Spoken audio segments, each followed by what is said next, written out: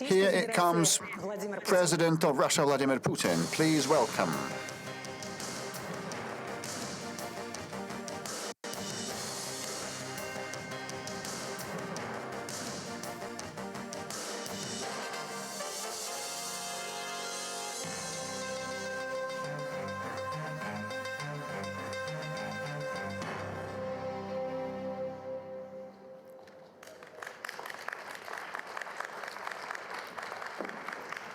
Здравствуйте.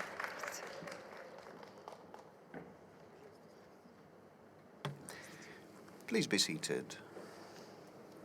Я напомню, что мы принимаем I'll обращения remind до you окончания that нашего эфира. we will receive the applications and questions until the end of the program. You can either use the phone number 8800 200 40 40, send an SMS or MMS to 04040, or use the social media of Contact and Odnoklassniki, or use the website moscowputin.rf, or use the chatbot on Max Messenger, used for the first time, and this is a very, very popular channel today. Now we have more than 2.5 million questions, and we're about to begin asking President Putin questions. And just a couple of words, Ekaterina and I have sifted through tens of thousands of your questions from all across Russia, from abroad, and of course out of these 2 million questions there are messages from different people.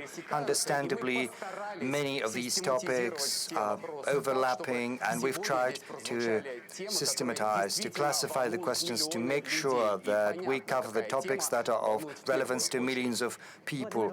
And understandably, there's one topic that is of the greatest importance to everyone. There are many issues and questions on social policies, but in the forefront are the issues of peace and war.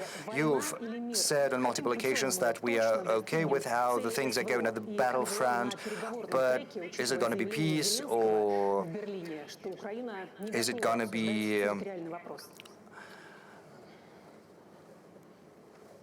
continuation, given what Zelensky is saying? So far, we're not seeing the willingness, but let's remember what all of this started from. It was back with the coup d'etat in Ukraine back in 2014, as well as the deception about there being a possibility to address all of the issues via Minsk agreements. But afterwards, in 2022, when everything was on the verge, when the Kyiv regime, the Ukrainian regime, basically unleashed a war in the southeast part of Ukraine, we said that we would have to recognize the unrecognized republics. It would be better if you leave these people in peace and let them leave without Russophobia, without coup d'etat.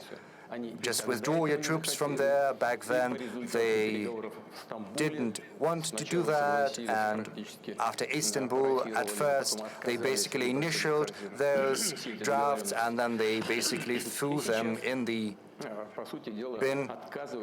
And this is what we're seeing right now. They're basically refusing to finish this conflict via peaceful means. That said, we are seeing things, and we know there are signals, including from the Kyiv regime, indicating that they are willing to engage in some type of dialogue.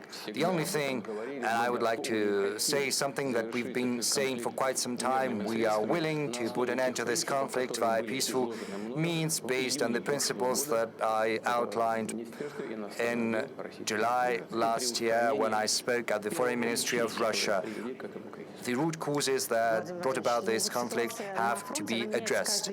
Mr. President, the situation on the battlefront is changing day in, day out. We know that you follow everything almost in real time, talking to our heroes, to our soldiers, but the situation is changing on a daily basis. Our soldiers are getting ahead audaciously and steadily. As Commander-in-Chief, what's your assessment?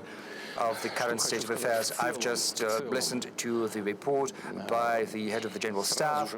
On the whole, I can tell you that right after our troops expelled the adversary from the Kursk region, the initiative, the strategic initiative, to be more precise, is firmly in the hands of the Russian armed forces. What does it mean? It means that our forces are advancing along the whole line of contact. At some places they are moving ahead faster, sometimes slower, but everywhere along the line of contact the adversary is being pushed back. And most importantly, and we started with this, you said, and I said, that there were proposals to the Kiev regime to withdraw their troops from those unrecognized, back then they were unrecognized republics, who didn't want to leave under the yoke of the Kiev nationalists. By then, the Kiev regime had been building fortified positions in the agglomeration of Slavyansk and Kramatorsk, Konstantinovka. This was the most fortified region. So let's start with what is currently unfolding over there. Just recently, the head of the General Staff, the head of the group of forces, as well as the local commanders, the head of the brigade that I received at my office, reported me on having taken Seversk, which is an important settlement, and from there it's possible to move closer to one of the most fortified regions, to part of this agglomeration, which is Slavyansk. A little to the south from there, our armed forces are active in the South Liman direction. The troops are in the city already. The battle is raging, and very soon it'll be taken. A huge percentage is under our control, but the advancement is going to continue. I said that Konstantinovka is part of this agglomeration, and the battle is already there. More than 50% of Konstantinovka is under Russian control. I have no doubt whatsoever that this settlement is going to be taken as well. There was an important development, namely the taking of Krasnoarmeysk, because from Krasnoarmeysk,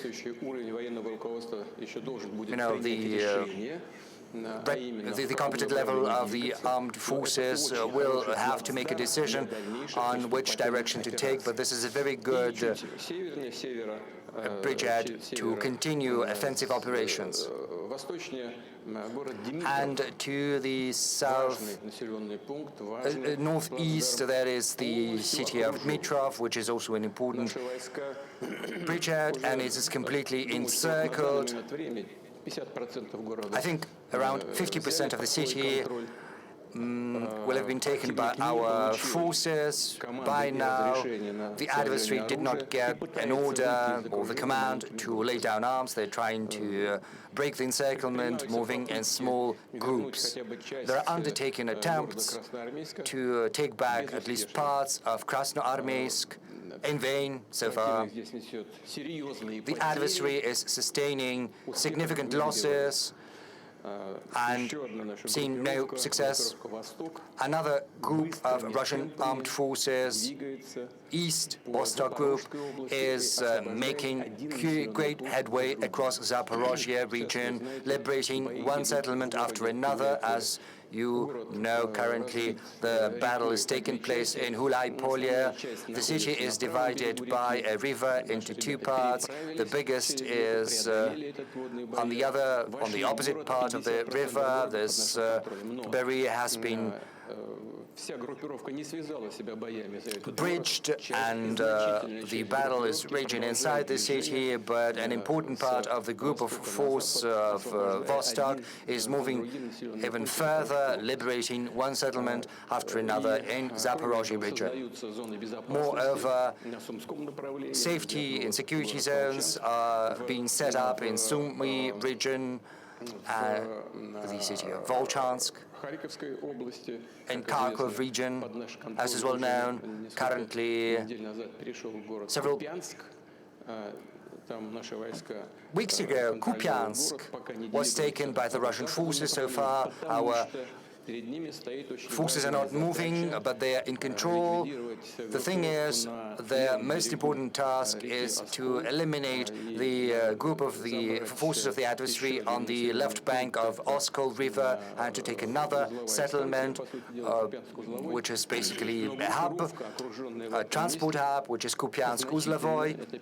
There is a group of forces that is encircled there, 15 battalions, 3,500 soldiers who didn't get a command to withdraw either, and they have no chances whatsoever. They are heavily encircled by the Russian armed forces. And once it happens, once our units have completed their task, they will move further west. I'm confident that by the end of the year, we will have seen new successes by our armed forces, by our soldiers, by our warriors at the line of contact. And what about Seversk? What is the current state of affairs? And why was it so difficult to take this settlement? You must have seen, you must have heard the briefing of the head of the General Staff, as well as the head of the group of forces, the group of armies, the commander, as well as the head of the brigade that is engaged in hostilities there. I asked him, what's your current take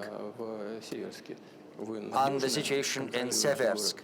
Are you firmly in control? He said, Mr. President, we are moving even further west. 1.5, 2 kilometers, my brigade has already made that movement in the west, and this movement is continuing. You probably remember there was this briefing on Seversk, and we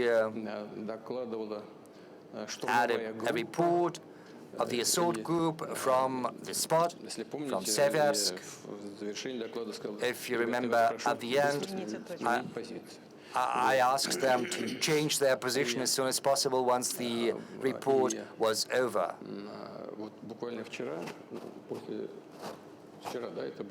And I think it was yesterday, because time is flying by. We had a meeting at the Ministry of Defense, and once the collegium was over, there was an award ceremony for our warriors. Was it yesterday or the day before yesterday? Yeah, there was an award ceremony for those who participated in the liberation of Seversk, and once that was over, I went back to the Kremlin, to my office, and I asked the head of the assault group to come by, see me, because I wanted to talk to him about the current agenda. I do that from time to time when an opportunity presents itself.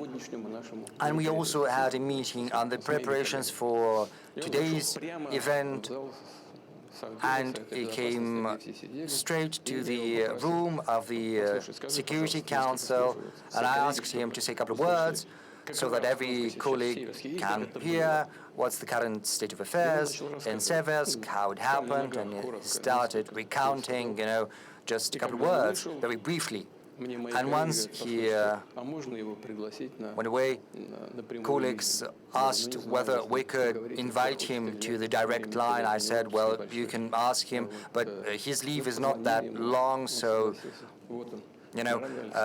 we phoned him, and he's here. He agreed. Naran Alexeyevich. There he is.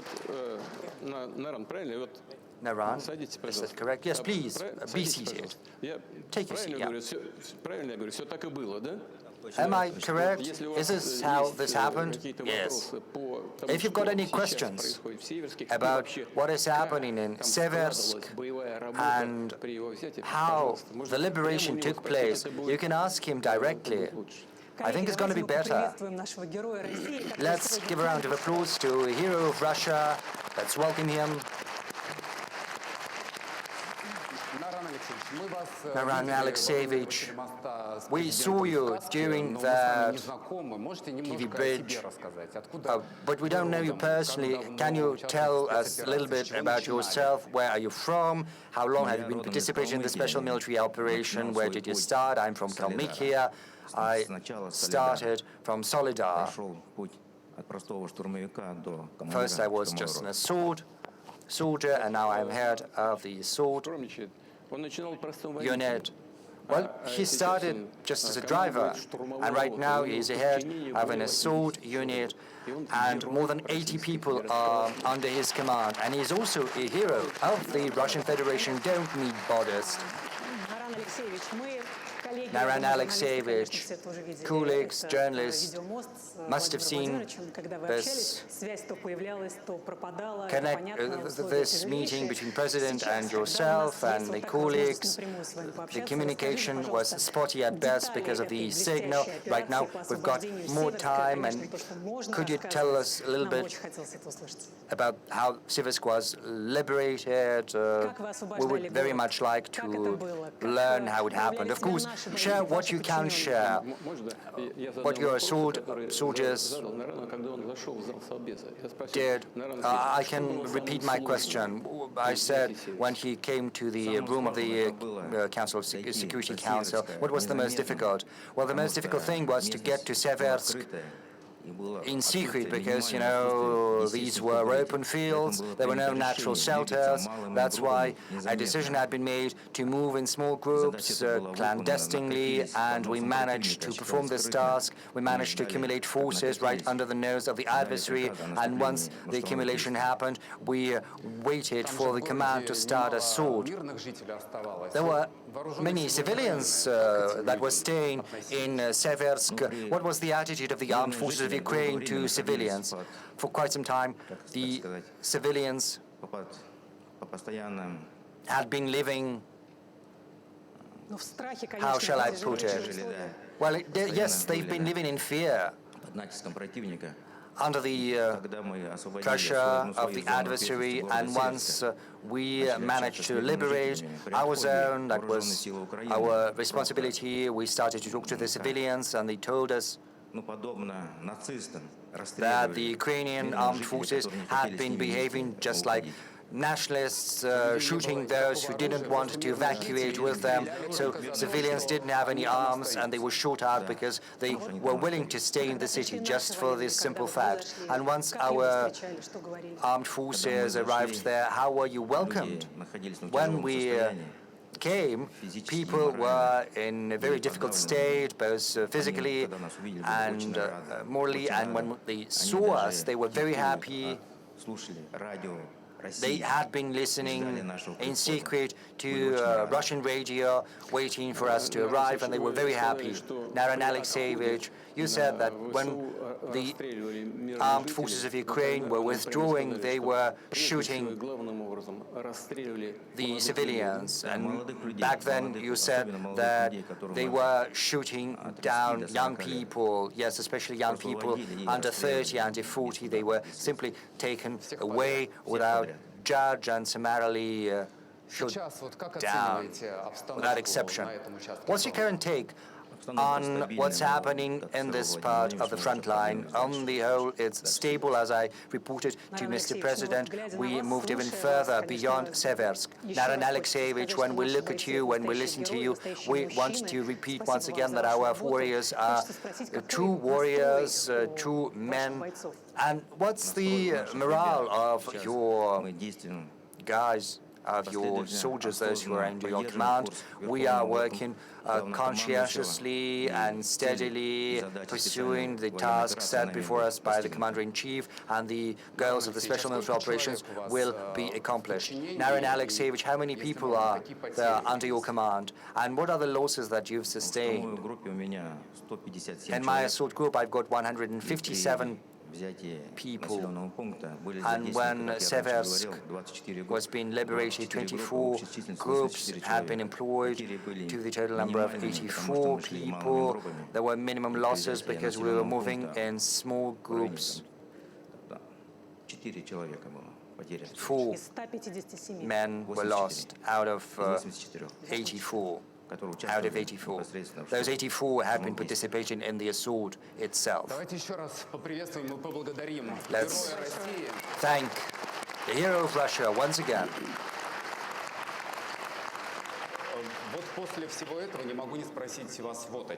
Now that we've listened to all of that, I would like to ask you, just a week ago, Zelensky allegedly made a video next to the there's a column next to Kupiansk. Many thought it was a fake video. Is that a fake? How Zelensky decided to publish that at such an important, crucial moment?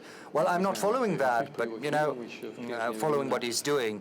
But he's an artist and a talented one to boot, so there's nothing surprising about that. They're saying that this obelisk looks completely different from what it used to. But be that as it may, this obelisk is 1 kilometer or so from the city. Well, why stay at the threshold? Do come in. If Kupiansk is under their control, why not go in the city itself? And there were some women bloggers. They managed to get by. Luckily, nothing happened to them because, the sky is swarming like with flies, but not with flies, with UAVs, and there are UAVs both from the Ukrainian side, from the Russian side. It's impossible to approach that settlement so easily. A time will come once our soldiers have completed the elimination of the group of forces of Ukraine that is encircled in the east part, and then they will turn and go westward. It will be very soon. This is just the question of time, if there are no other problems. As for other fake stuff or attempts at any cost to return the lost positions as it is done now, and I would like to underline that it is done at any cost. The adversary has no success. The problem is that as a result of active and effective actions of our armed forces, the adversary has suffered really serious losses of strategic reserves, and they have almost nothing left. This is a meaningful component, and this should give an impetus to the Kiev regime to solve all the disputes and to end this conflict peacefully. They almost have no reserves. I think that everyone who's watching us and everyone here in the whole war is a grave burden for the economy. Well, as you said, the European baby pigs continue doing everything to destroy Russian economy. Well, in such harsh conditions, can we even think about further economic growth? Somewhere we keep growing in some sectors, but somewhere there is no economic growth. What are these sectors? Well, as usually, I have brought a table with me. It's like that. These are open data. What happened in our economy throughout the previous year? The GDP growth was 1%. But if we take 3 previous years, this is also a correct indicator. The common growth was 9.7%. At the same time, the EU growth was 3.1%. As for the 1% growth this year, These were conscious actions of the government and the central bank and the whole government of our country regarding the targeting inflation. We need to point out that in general, we managed to solve this task. We had a goal to decrease the inflation up to 6%, but by the end of the year it will be less than 6%, 5.7, 5.8%. But the decrease of the economic growth rate, this is the cost of preserving the quality of the economy, of the macroeconomic indicators. Let's go forward. The industrial production increased by 1%, manufacturing industry increased 3.1%. As for the agricultural produce, it increased 3.3%. An important question is housing construction. Millions of square kilometers were constructed. Last year it was 107.8. This year the indicator is lower, but it is also good. 103, 105 square kilometers. Million of square meters. We manage to preserve a very good indicator of real salaries. They're not as high as last year, but still, I think the indicator is very good.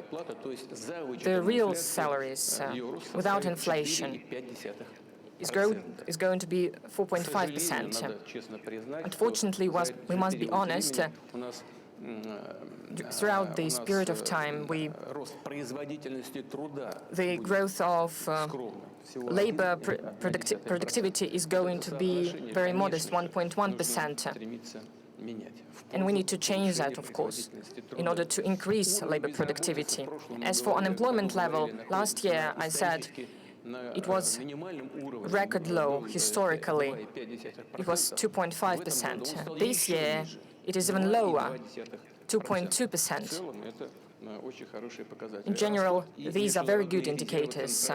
International reserves of the central bank are growing. I have just spoken to the governor of the central bank. Like just several days ago, $741.5 billion US dollars. As for the budget deficit, budget of the federal budget, 2.6%. Next year, we think that it's going to be 1.6%. As for the 3 years period, it should be around 1.5%. This is a very good indicator regarding our state debt. It's one of the lowest among the developed companies. We have spoken with our colleagues. It is 7.7%, and in the next 3 years, it will not be more than 20%. Well, these are the indicators. What is more important, the principal thing is that we have to thank the government for the hard work they have implemented. They managed to balance the budget. The quality of this balancing is of the level of 2021. This is a very important indicator of stability of the economy and financial system of our country. It means that we will be able to fully implement the issues regarding the social obligations to the population, also solve development issues regarding national projects. We will reach technological development goals. as well as without any doubt we will ensure the necessities of the armed forces. And all of this combined speaks about the stability of the economy and financial system, which is absolutely under the control of the government and the central bank. Well, the journalists would like also to ask their question. Our format is combined. This is a direct line in the big press conference. So let us start, give the floor to the journalists. Let's start with the center, Siberia. Let's start with Siberia, please.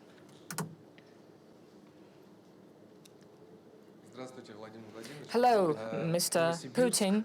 Novosibirsk, Ivan Dvainichnikov, Gorодская Volna Radio. Everyone knows that Novosibirsk is famous. And the famous city, and in the recent years, with your support, Siberian Circle photon source was started to be constructed. This is a unique plant, a unique facility, not only for our country, but for the whole world. It will allow us to implement new investigations. Despite sanctions, despite harsh economic conditions, we managed to create fully Russian production. We need to launch it. We are going to launch it next year. The question is it really possible, and what we need to do for the young scientists to work there? Next year we're going to launch it, and we are waiting for you at the opening ceremony. Thank you for reminding about this. This is a good news, which is very good for everyone participating in the process. This topic appeared during the Council on Science at the auspices of the President of Russia, which was in 2018. The colleagues from the Siberian Institute of Science, the Institute of Nuclear Physics, spoke about the necessity of creating such accelerator. Truly, we had some problems, slowdowns because of sanctions, but we managed to complete this work. This is great, and I would like to thank everyone who had to do anything with this project, and I would like to congratulate you on that. This is truly a success. Well, the same thing goes for the Kurchatov Institute here in Moscow, but this is the second stage facility. A lot has to be changed. We are planning to do that. At the same time, we're going to create the same facility in Vladivostok and in other cities as well. We are going to work on that. As for your facility, SKIF, this is a great success because it gives an opportunity not only to have investigation of a fundamental nature, but also of an applied nature. This is truly important because this will give an opportunity to work in the sphere of pharmaceuticals and new materials and so on and so forth. But how to keep young experts? We have a whole system that is functioning. But the main thing is that we need to create social laboratories because true scientists are truly talented ones and dedicated ones, and they also, but social aspects are also very important. The salaries, the conditions for living there, and all of this is what we're going to work on. In the future, this is one of our goals. We have a grant system for this and mega grants. We know the scientists that are called mega granters. These are the scientists receiving such mega grants. We have raised this issue at one of the meetings with them. So we need to create conditions so that young experts would keep working there. We need to create a horizon for them to be seen, the horizon of investigation, not for 2-3 years, but for 5 years or more. And we have already done this, and this allows us to prevent the outflow of stuff. Many people come back. I have personally spoken to such scientists. These are young experts that used to work abroad, but they come back to Russia, to the native land. And our so-called Western colleagues help us very much in this. Why they come back? First of all, there are great laboratories, great opportunities, but one of the main causes is that they are really concerned about their kids, because it is impossible to send kids to the schools in those countries. Well, we have protection of traditional values on the agenda. And together with the other conditions, they decide to come back to Russia. And there are more and more such people. Well, we'll keep working on all of these tracks. I'll try to come to visit. Let's give two more opportunities, a couple of opportunities to journalists. Please don't shout. Well, I have the patriarch of the Kremlin pool, Alexander Gamov, please.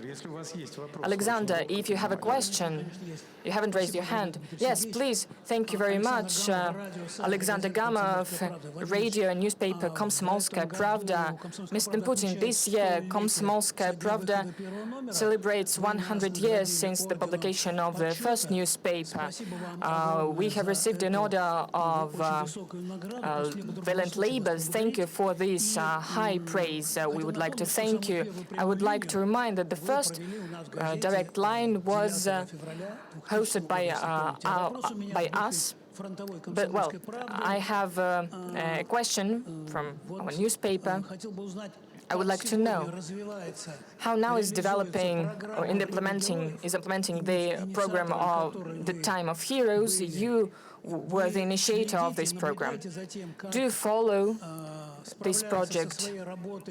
How people participating in this program cope with their work? Those people who are now working as the leaders of regions, how justified is this program, and how long we're going to have this program? What other postings we're going to see? Thank you. You know, first of all, let's remember the participants of the Great Patriotic War. Those who were fighting in the fronts of the Great Patriotic War came back. They reached great results in culture, in science and education.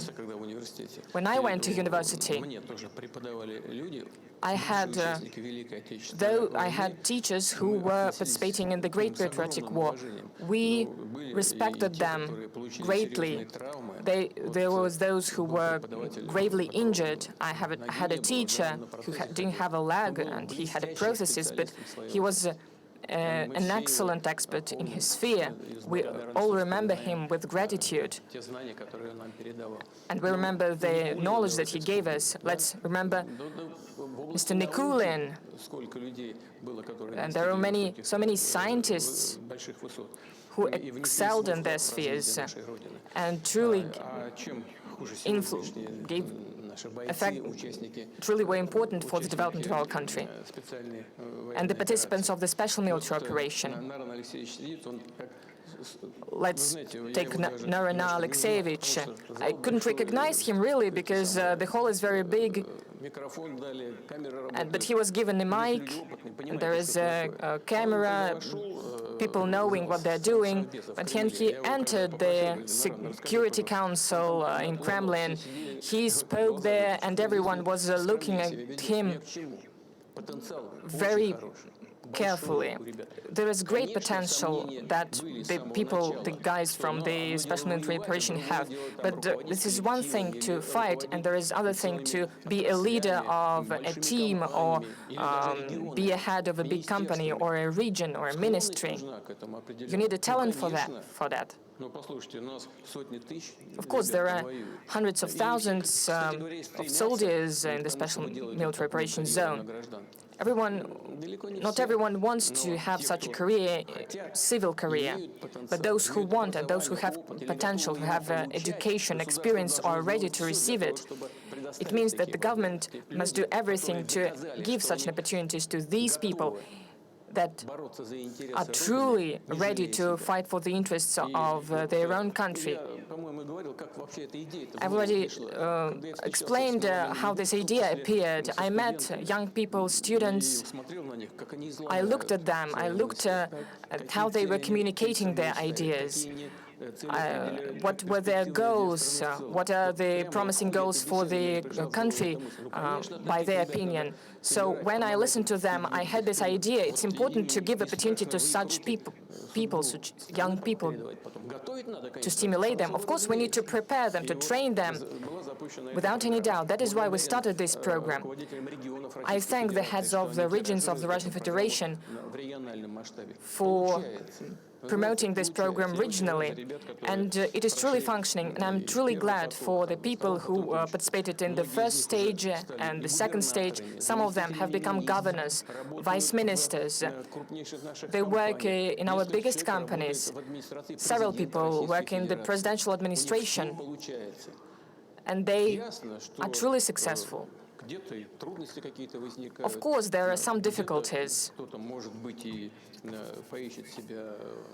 Some of them may try to work in some other sphere, but the program itself is functioning successfully. Mr. Putin, colleagues, there is a very important piece of news from Brussels. There was the failure, it was a real failure to take their assets. They cannot steal them, but they are trying, but still they cannot do this. Well, stealing is not really correct definition for that.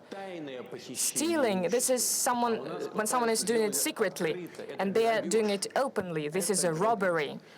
This is a robbery. Why they fail to do this? Why they fail to implement this robbery? Because the consequences can be really harsh for the robbers. Why is that? It's really hard to do that, because they declare that they're not going to rob it, to take it. The idea is to make a credit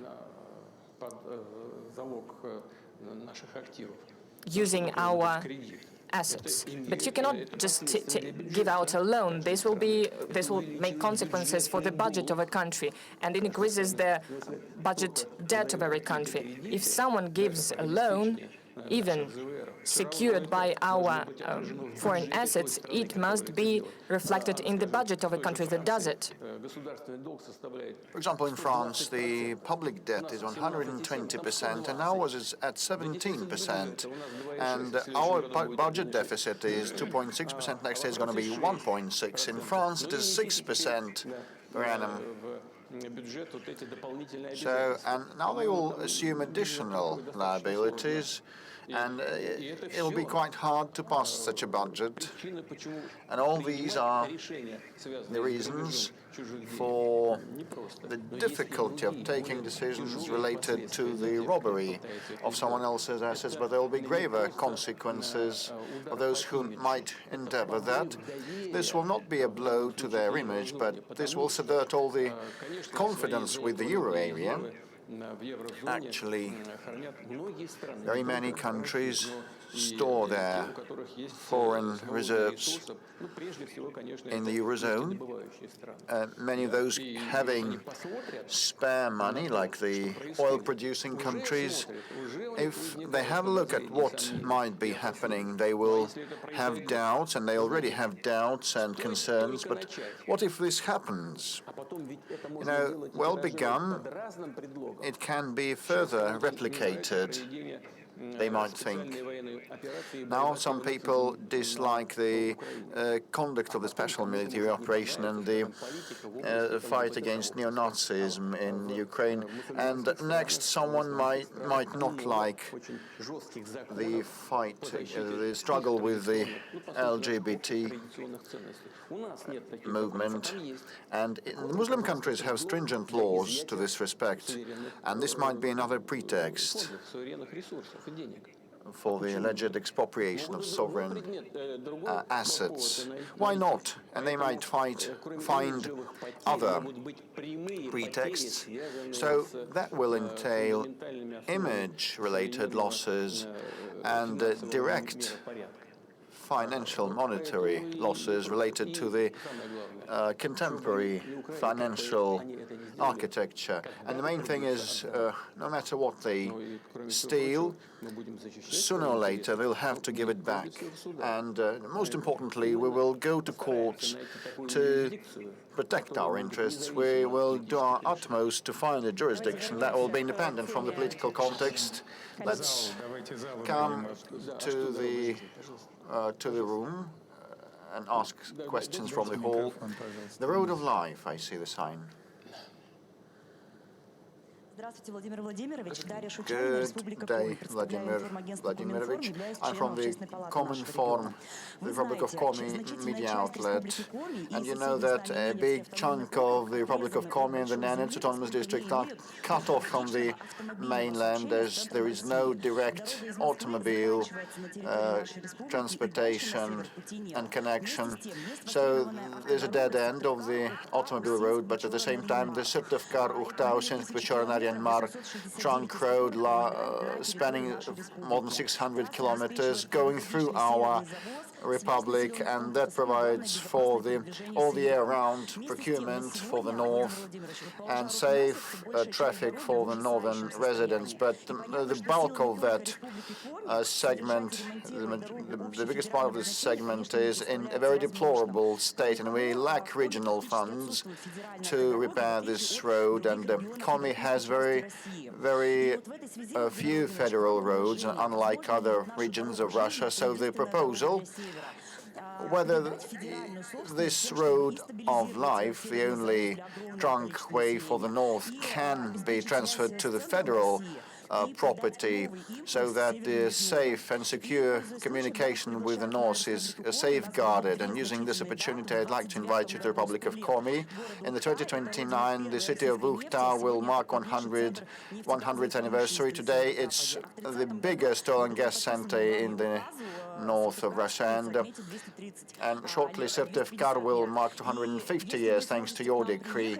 And if you are able to come to the festivities, we will be so grateful. It's going to be a historic and landmark visit for us. Well, thank you for the invitation. With respect to the road, I'm aware of this problem. Indeed, transferring all the segments of that trunk road to the federal level, as there is a task of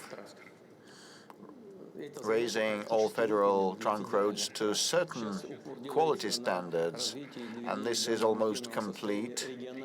And now we are tackling the regional roads quality, but it can be broken down into several sub-issues: the northern procurement and the safety, traffic and road safety. So I cannot promise that we're going to start right away tomorrow, but I'll talk to the government, and we'll find a way to respond and react. But thank you for the invitation. Mr. President, yes. So it's a combined format, it's a hybrid format, so we will ask questions, we'll receive questions from different sources. Channel 1, the third row, this is our front correspondent. I'm Ilya Supov, war correspondent from Channel 1. I have 3 questions, hope to be succinct. First is from the battlefield drone operators. All of them thank you for the big number of assault drones. Some of them can stop columns like Prince Vandal of Nizhny Novgorod, but we actually lack hexacopters, the Baba Yaga type. They are used actively in droves by Ukrainians, and we need those too, this type too, because the sky is dominated by the drones, and it's even used to carry a bottle of water, so the guys are agog to receive those. And the second question is from the operators. And one of the guys in the trenches told me a baby will be born shortly in my family. Will you miss the front line? I asked him. Yes, I will. And he will miss the control of the UAVs, actually. So we have lots of UAV operators, and their number is increasing, and they also want to continue doing that in peaceful life. As being civilians. Will that come in handy? Will their experience and expertise come in handy? And the final question is from me. We work with a brigade of veterans who are knowledgeable for their underground operations, subterranean subway operations, Avdiivka and Dzержinsk and others, but this brigade, despite all the merits, is called like a voluntary group in many reports of the Defense Ministry. If I may, will you please assign this brigade the name of Guards Brigade, Brigade of Guards, the honorary name? Thank you. I'll start with your final point. The Brigade of Veterans deserves the highest assessments, and they are heroes.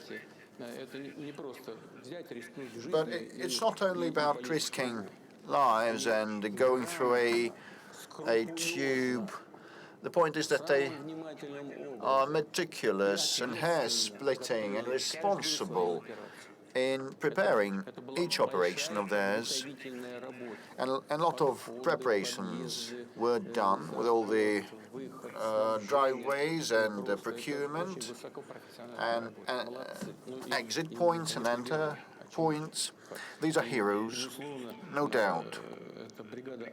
And this brigade deserves the highest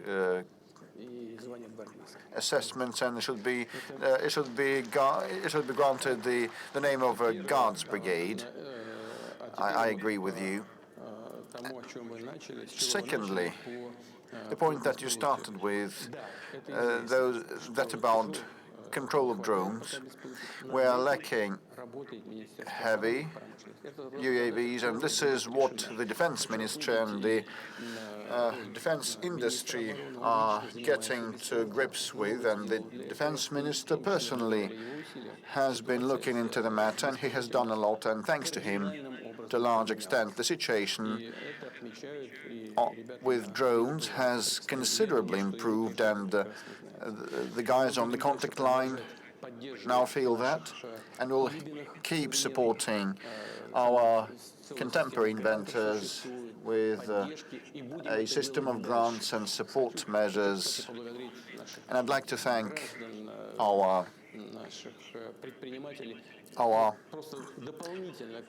caring people and entrepreneurs.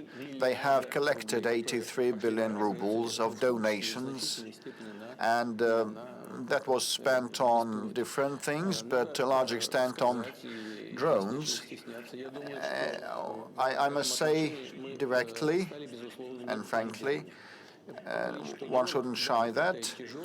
We have become leaders. We still lack those heavy drones like Baba Yaga type, but with respect to the number of drones, we are ahead of our adversary on all the segments of the front line. This is an obvious fact, a hard fact. Now, with respect to the civil life application, in order to confirm this leadership, well, this can be confirmed actually only if those items used in fighting will be applied in civilian, in peaceful life, and it will also be used in. There will be the dual use of these items to improve the combat efficiency of our country, and all the delivery of mail and medicines and food will be conducted with the help of UAVs, like the airplane type or small copters, air-based ones. I'm speaking about the UAVs in general, airborne and seaborne, and we are making big headway in this respect, and this will have the support of the government in future. Now, with respect to the fighters on the front line that want to continue doing what they have been doing, well, this is a peculiar thing, because the point is that we continue a good rate of manning, and now we have a lot of volunteers that want to volunteer to the front, conclude contracts to join the army, and they volunteer to defend their motherland and the interests of our people.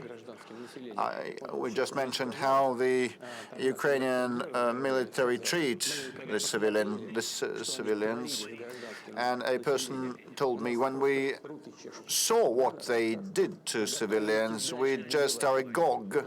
We're impatient to move on and finish off this viper. They execute old people, elderly, and they use helicopters to do that, to target civilians, actually. He might be shy because it's the first time that he ends up in such an audience. And more than 406 or 10,000 people have enrolled, concluding a contract, and the number of people who want to do service in this new branch of the army, the unmanned aerial systems branch, is so big that the Defense Ministry has to open a call for that. And there are students, young ones, who take an academic leave to sign a contract and join the army, and they are eager to participate in this competition, and they want to participate as drone operators. So I can understand the person that you spoke to, but actually even those who come on leave, come home on leave, they continue participating in the fighting because the remote technology allows that. And to follow up on the fighters topic, you said, Mr. President, that it's not a trendy phenomenon, but it's the obligation of the government. So, and we looked through a lot of applications. Paul and I looked through a lot of applications, and GigaChat confirms that this year the number of applications from the fighters and their families is much lower than in the previous year or the penultimate year. So work is underway to assist them, to help them. Still some problems remaining related to delays and the search for the missing. Still a lot is done just in a matter of days. For example, Alexei Gushin from the Orlov region wrote to us he was gravely wounded 2 years ago, and he wasn't able to receive a payout of 3 million because not all the documents were available, and finally the amount was accrued, and one of these days he's to receive the full amount. And the mother of a fallen hero, Lyudmila Orlova from Beloretsk, said that her son lost his life last year and was posthumously decorated with a medal, but she could not receive this medal, and finally the volunteers looked into the matter, and now the mother has received her son's posthumous decoration. And she tried to get it for a year, and only after caring, attentive and thoughtful people attended to that, this was resolved. And just yesterday or the day before yesterday, you said at the Defense Ministry College that there is still room for advancement. And now we'll have a look at a video from Kristina from Novosibirsk. Good afternoon. My name is Grebe Kristina. I'm a widow of a fallen serviceman. We live in the city of Novosibirsk, and there are two kids left of 4 and 6 years of age.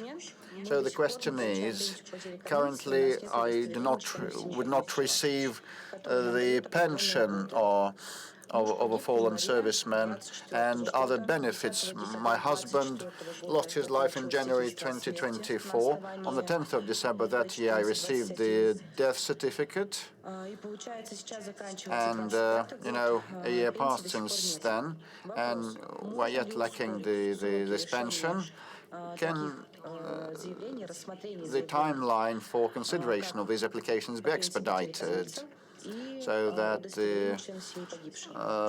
the pension on the grounds of a loss of the breadwinner is allotted on time, should be allotted on time?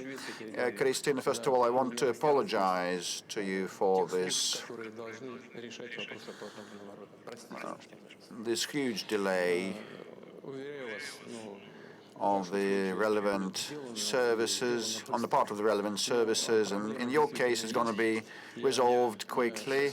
But the problem is in existence, and not long ago I had a meeting with Madam Tsivilova Anna, who reported me on the work of the Fund of Fatherland Defenders, and she's Deputy Defense Minister now, and she has told me that still the proper interaction between the Defense Ministry and the welfare unit of the government is not properly established, and there is a lot of red tape, and documents are lost while being transferred from one agency to another, and decisions are delayed and postponed, but we will work on that to expedite the thing. I will definitely keep track of that personally. I'll look into this issue. We should be swifter and quicker, so that rid people of additional difficulties, like in your case when they have 2 kids left after the tragedy. But there is also another issue pending, which is obvious from some of the questions received via various channels, and Mr. Peskov has handed me a file full of such questions and applications, the search for the missing serviceman, and in the case of Christina, I hope the problem she's faced with is going to be resolved quite quickly without any procrastination. Now, as for the search for missing in action, this is a topic of particular relevance, and I have to tell you that the Ministry of Defense has taken several steps with a view to addressing this problem. To be more precise, a coordinated center has been set up, which is charged with searching for the servicemen missing in action. Special units have been established in relevant units, and groups, a special registry has been set up as well. And if we look at the beginning of the year and at how things stand today, we'll see that the number of those who were thought to be missing in action has decreased by 50% as compared to the beginning of the year. So there is a 3-time difference. Of course, this work has to continue and it has to be improved. Rest assured, we'll do everything to make sure that the losses are brought down to a minimum. Mr. President, the issue of MIIs is very important. I know that even among our colleagues, journalists, there are family close friends who were participating in the SMO and who were considered to be MIIs. I think everyone will support you if we'll ask you to give an instruction to make sure that there is a special control, special surveillance of the issues from family. We have to remember about the issue of those who are missing in action and those who have been taken prisoner. Well, the instructions are there, and we're working together with the Ministry of Defense. Let's work with the audience. A couple of questions, several questions from the room, from the audience. Third row of this section, I think the Mir TV company. Yes, the lady in red. Thank you, Mr. Peskov. Good afternoon, Mr. President. Elena Dashkova, Mir TV channel. The issue of phone fraudsters is very acute. What about the measures taken by the government? Have they worked? Do you have any statistics on how we've managed to bring down a number of citizens who've been defrauded by these fraudsters? Yes, we've got some statistics. These measures have worked, they've yielded some results, and I think a lot has and should be done to address this issue. The number of such crimes has decreased by 7%, as the Ministry of the Interior has briefed me, and the losses have decreased by 33%. On the whole, there are some positive results, but I would like to address the citizens of the country. Fraud is still very much an issue. And the more sophisticated our devices are getting, the more sophisticated our life is becoming. Fraudsters are becoming increasingly sophisticated in their turn in the ways they use to defraud the citizens and to swindle them and take their money. So whoever talks to you, whoever is calling you, and given the AI capabilities, if someone starts talking to you about money, about property, just put down the phone. Just put down the phone right away. If someone is talking to you about property or money, not a single word. If banks, or there's someone personally, if you want to address an issue, just go in person, see someone from the bank. I would like to ask you not to talk about money or property on the phone. More questions from the room. I would like to ask the journalists to be as succinct as possible. Yes, we see a young man here, young gentleman, Children's Editorial Office. Good afternoon, Mr. President. My name is Maxim Zakharov. I'm with a Children's Editorial Office. Recently, you said that sometimes you drive a car across Moscow streets incognito, and when you speak at meetings or right now, you are in possession of a treasure trove of information. I would like to ask you how you get this information about what people really need. Well, I didn't say that exactly like that I drive incognito, that I drive myself. I'm just saying that sometimes I drive without the accompanying police cars and all that. And, these voyages, as it were, are useful because from the car window, it's very interesting to look not just at the road I usually take to get from my residence to the Kremlin and vice versa. It's very interesting to look at different neighborhoods of Moscow. It's interesting and curious to see what's happening around. As far as verified information I get is concerned, I think the most important thing that provides me with that information, well, this is an event like this. Just imagine 2.5 million people have sent their messages and questions to the direct line. Of course, it's impossible to cover all of that and process all of that in the course of these several hours we've got. But, 2.5 million messages. They're about issues that people hold dear to their heart. This will be processed by AI for a year. This information will be processed by my loyal assistance from the Popular Front. This is the front. This is the source of information about what people really need and what they're interested in. And of course, I get information from special services as well as from law enforcement agencies.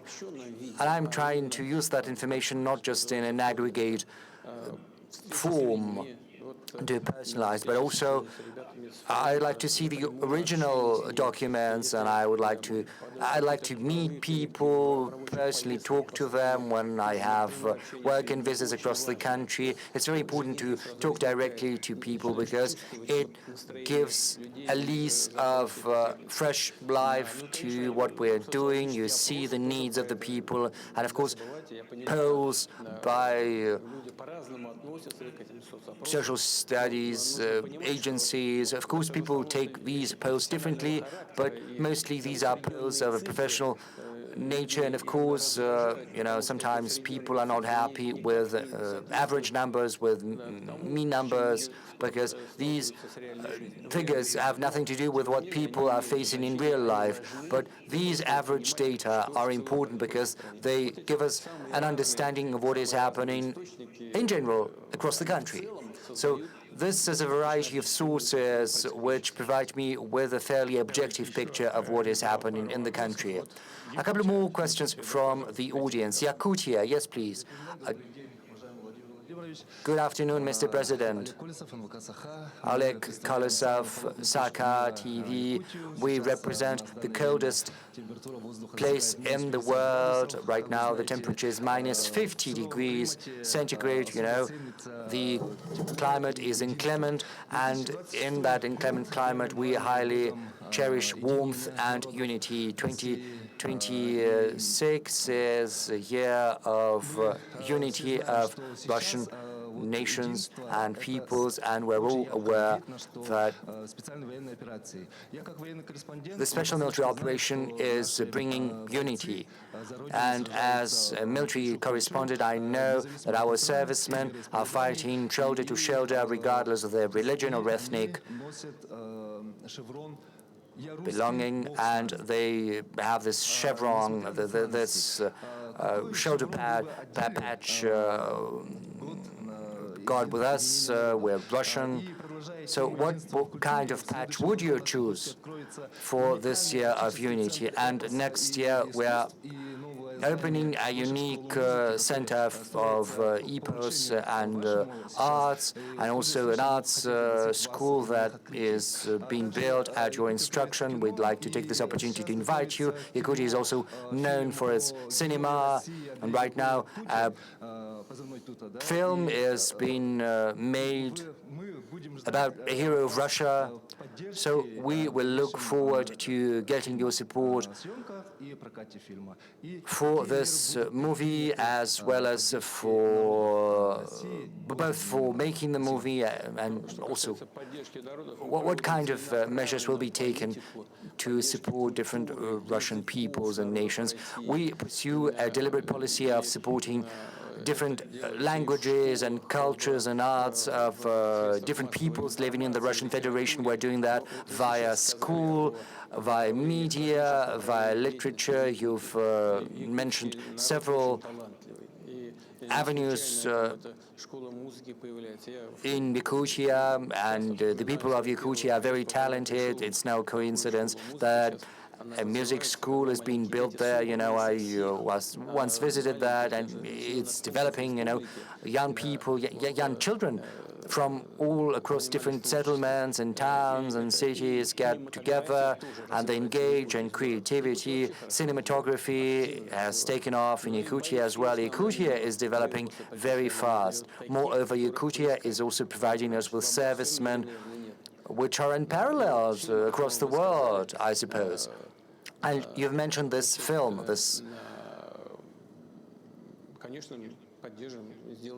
movie. We will certainly do everything to support that film once it's released and before, in the run-up to its release.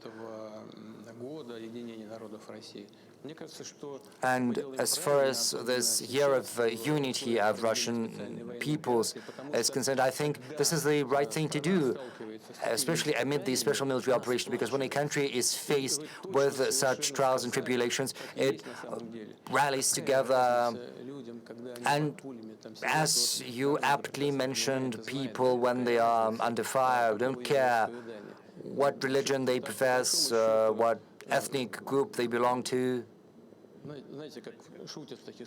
You know, there's a joke in such situations. If there is a God, and I do not doubt there is a God, but you know, people are divided in different churches, but that may be very very well may be so, but we all share common values, all peoples of the Russian Federation. And in the course of the special military operation, that is something that is getting increasingly to the forefront. We can see that. It's apparent and evident. We see that very well. You know, I just remembered, we have just spoken. The reports on the taking of the city of Seversk. You remember I had a commander of one of the brigades in my office during that report. Once the reports were over, the video link was shut down, and I started to talk about the zone he was responsible for at the front line. We spoke about some daily matters, and all of a sudden he tells me, you know, well, I don't feel comfortable because I'm here, whereas my comrade, head of the very same brigade that is fighting shoulder to shoulder, he is back there at the front line. You and I, we're talking about addressing some daily needs, whereas he is fighting, but he's just as good as I am. And I tell him, who is he? And he said, he's from Dagestan. He's from a small ethnic group in Dagestan. He's a genuine warrior, a Russian patriot, as well as a brilliant commander. And I said, you know, it's impossible for everyone to be here. You are here because that the commander of the group of armies has decided, but someone needs to stay at the front line. But I say, let's try to give him a call. I took up the phone, and via military connection, we managed to find that second commander of the brigade he had spoken about. He was at the command point on site. We spoke, and then I passed the phone to the commander of the brigade, who was with me in the office. And you know what's interesting? Among men, there's this call, you know, when they call one another. But, you know, when real officer says that, it's really something special. He says, hi, brother. Yes, men do call that one another, but, you know, when real military commanders say that, this is testimony to the unity of the peoples, nations of the Russian Federation, who will do everything in our power to strengthen this process and to push it forward. Thank you. Another question from the audience before we get back to our moderators. First row, the blue jacket. Yes, please. Introduce yourself. Vladimir Seroukov, good afternoon. RBC Radio next year ushers in many changes in taxation with a view to mobilizing budget revenue. What's the financial effect you're expecting, and will you relax these restrictions and tightenings once the situation gets better? Yes, this is a very acute issue. We've been discussing it at the government and also at the president's office. And as I said, the most honest way out is an increase of the VAT. Is that what you're asking about?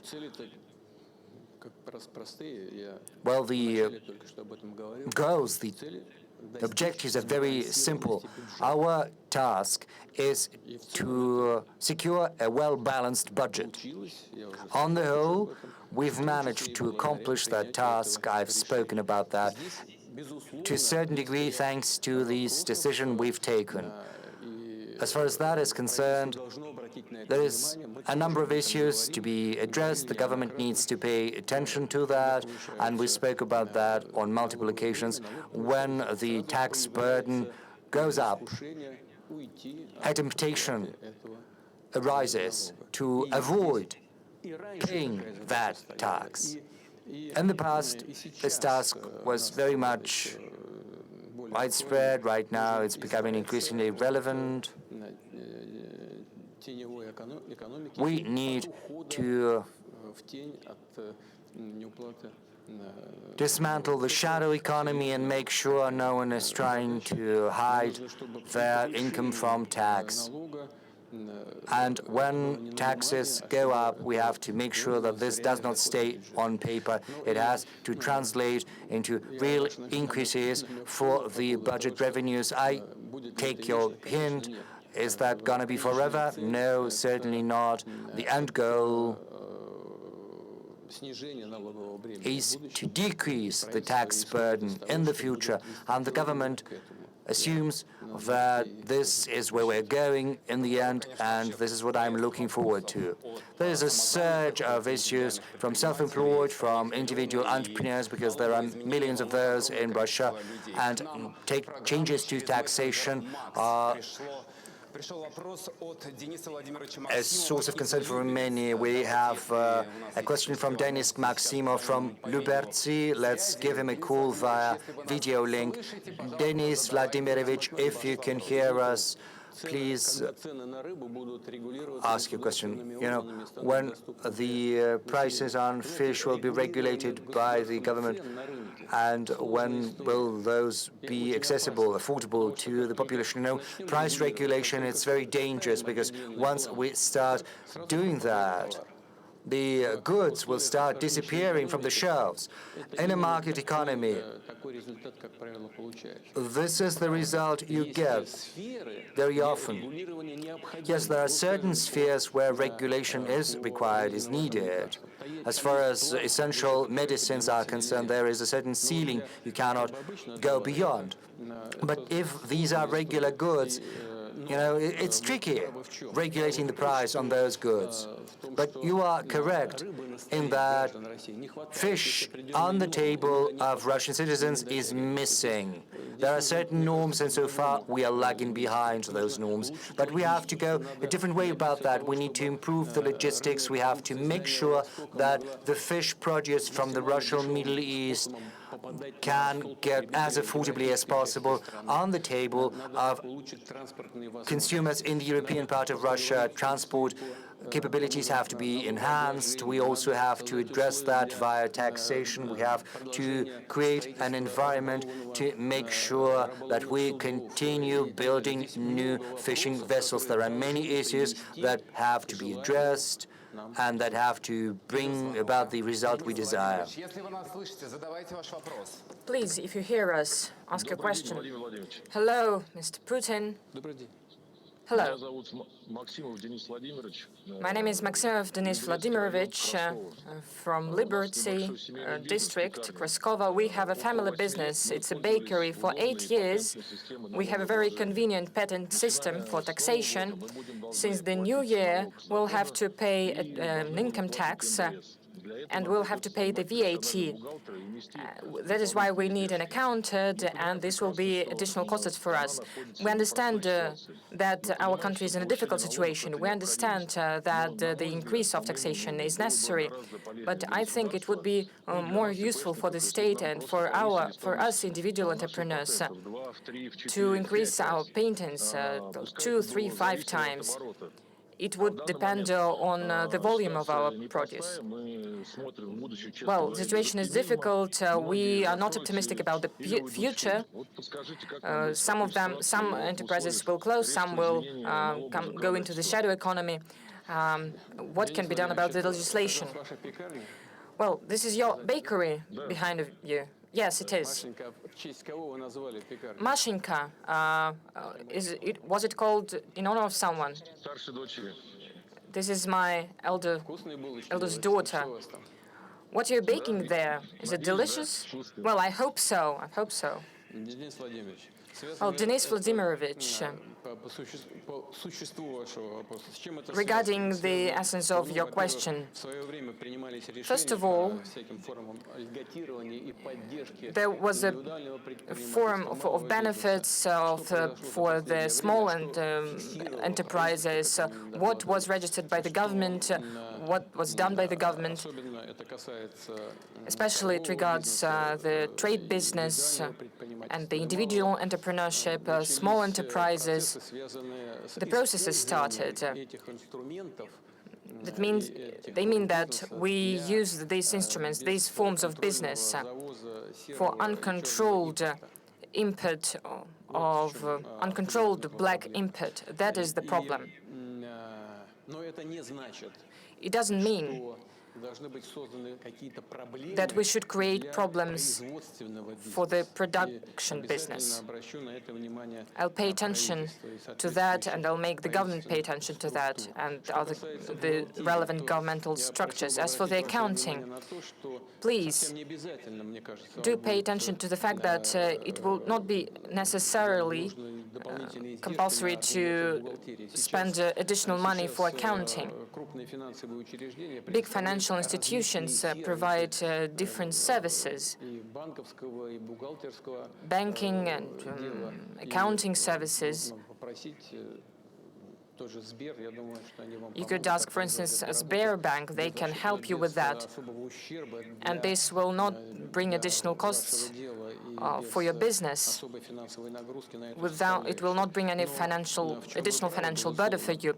But you are right that the production business with the transfer to the new taxation should not suffer. And I promise you that the government is going to face this issue. But anyway, I wish you success. Success to your Mashinka, to your daughter, and to your business that has such a beautiful name. Well, maybe you can send us something delicious. With pleasure. On my side, I will work with the government regarding the support of your business and other businesses alike. Thank you. By the way, an important piece of news, the central bank reduced the key interest rate down to 16%. So we are moving forward. You know, the central bank is always under pressure.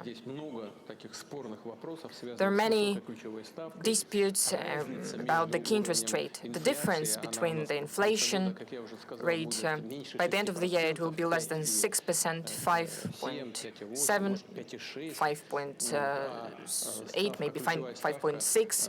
And the key interest rate is at the level of 16%. The expert expected a possible decrease by 1%, but by the law, the Bank of Russia is independent, and I try not to interfere into the decisions that they're making.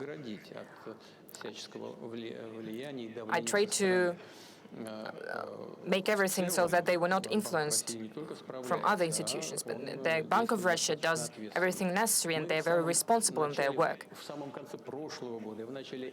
At the end of the last year, the beginning of this year, we spoke to the governor of the central government, to the economic bloc of the government. We said that it is necessary to target the inflation and to make the necessary decisions so that the macroeconomy of Russia would be healthy, would be solid, so that the economy of the country had a solid foundation. The difference between the real inflation and the key interest rate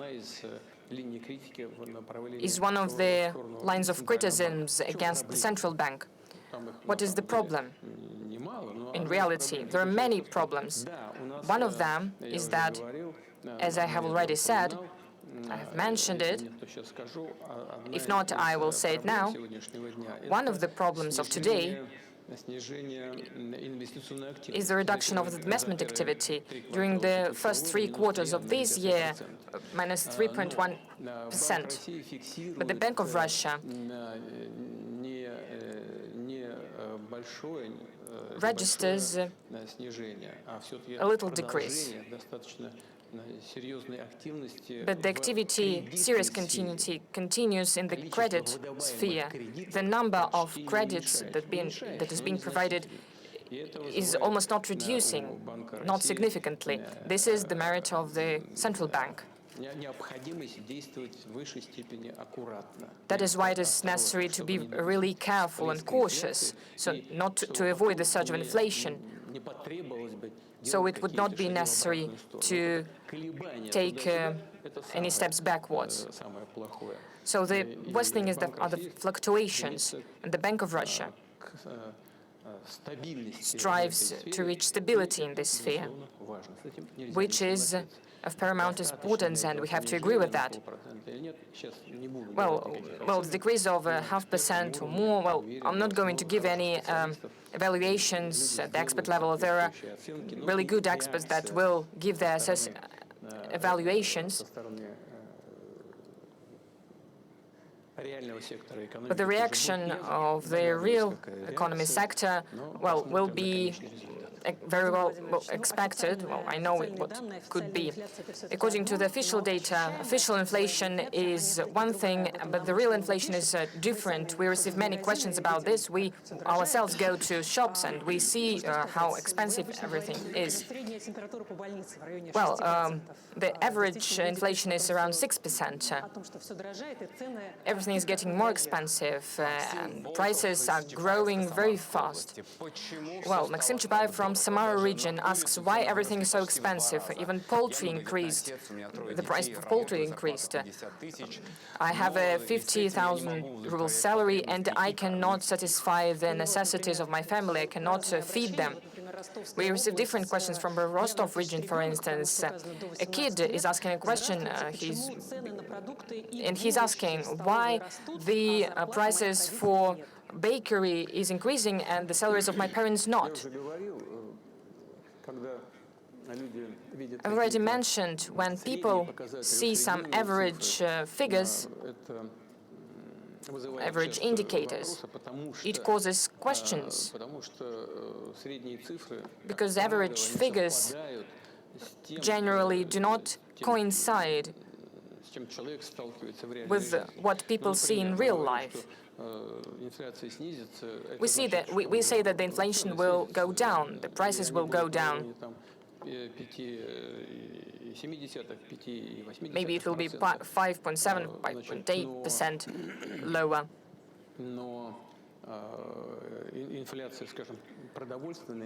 But the food inflation, for instance, can be even higher, and it is higher. And it depends on the food basket that a person needs. If, for instance, these are protein products, poultry, for instance, then it affects the budget of the family. It's nothing good about that.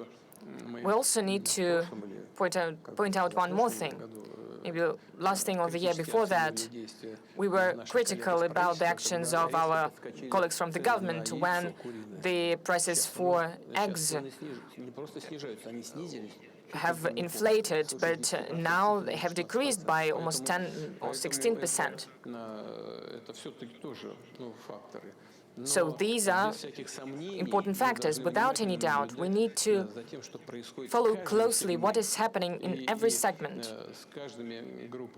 with every group of population. Regarding families with kids. Everything should be centered around families with kids. Just saying that additional measures of support for families with kids will be introduced since the 1st of January next year. For instance, of 13% of the personal income interest for individuals, the families where they have modest income, less than 1.5 minimum wage for a person, of 13%, 7%, most of it will return to the family. I hope there will be a real way to support families with children. And if income of a family is less than 1.5%, then they need additional benefit for every child in the family. Well, I'm not even speaking about other components of supporting families with children. Of course, it is not enough. We understand everything. It's not. We all understand that it is not everything. But what can we do? We will keep improving this system because the policy of the state on the federal and regional levels should focus on that.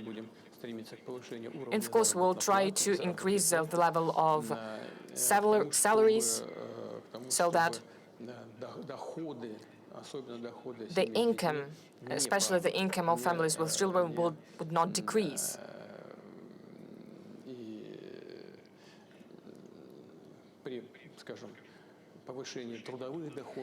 When we see that when the labor income is increasing, the government should keep their support measures.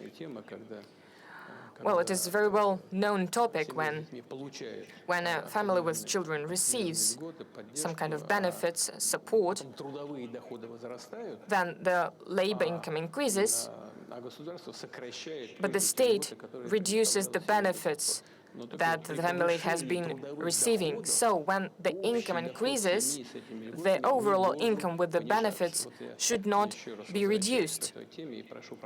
I'm returning to this topic, and I ask the government to pay close attention to this topic because it is senseless.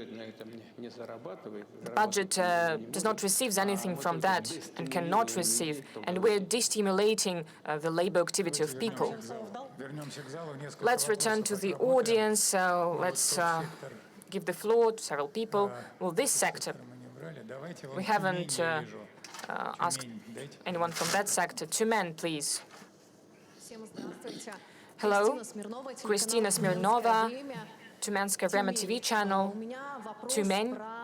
I have a question about an unusual facility, 3i Atlas, that is now approaching us. And today, on the 19th of December, well, maybe it's a ship with an engine, maybe just a comet. Well, it will approach Earth. Well, the question is, what the special services tell you?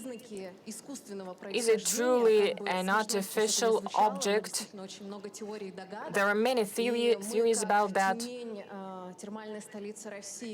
Tumen is the thermal capital of of our country. If we're ready to receive any guests, but these are guests from the space. Well, we're not sure about that. So this is the first time we are summarizing all the results on Friday. So, Mr. Putin, if you know about the existence of aliens, please blink an eye. Well, Christina, you said was your name. Well, what I'm going to say, but it should be strictly between us. This is secret information. This is our secret weapon, but we will use it only in a truly critical situation because we are against any weapons being deployed in space. Our scientists know what is happening. This is a comet from another galaxy. That is why it behaves differently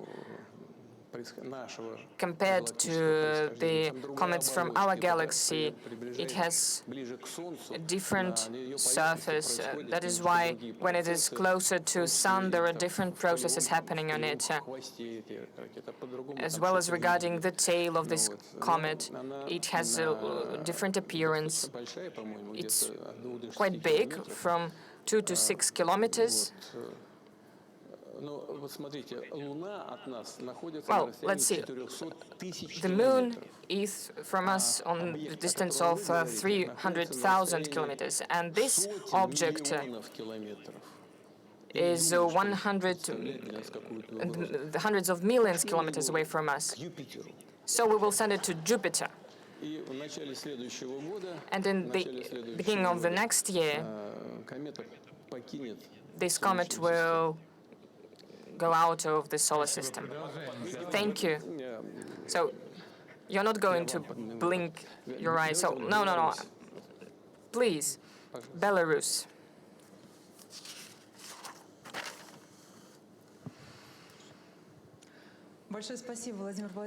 Thank you very much, Mr. Putin, for giving me such an opportunity. Victoria Sienkiewicz, First Informational Channel. We have been synchronized, Russia and Belarus. The President of the Congress said that Belarus and Russia should be together. I'm sure you have heard this. We could also build a bridge. It's not the first time we're doing this. We are truly glad that the Oreshnik is entering combat duty in Belarus, as well as the tactical nuclear was given back to us. But not everyone is glad about our union between our countries. Poland closes its border to other countries, or the polygons are being created, or our assets are being. They want to rob our assets. They want to steal our assets. What can you say about the actions of these European baby pigs? Thank you for this new diplomatic term. What can you say about the actions of the Western countries on the western borders of our union? As for the term that you have mentioned, well, I was speaking to the military and I said it. I was not really meaning anyone specifically. I usually never say anything like that. I was speaking in general terms. I was speaking about a group of people, as legal people say. All of this appeared to quite a long time ago. But the relations is what really important, relations between our two countries.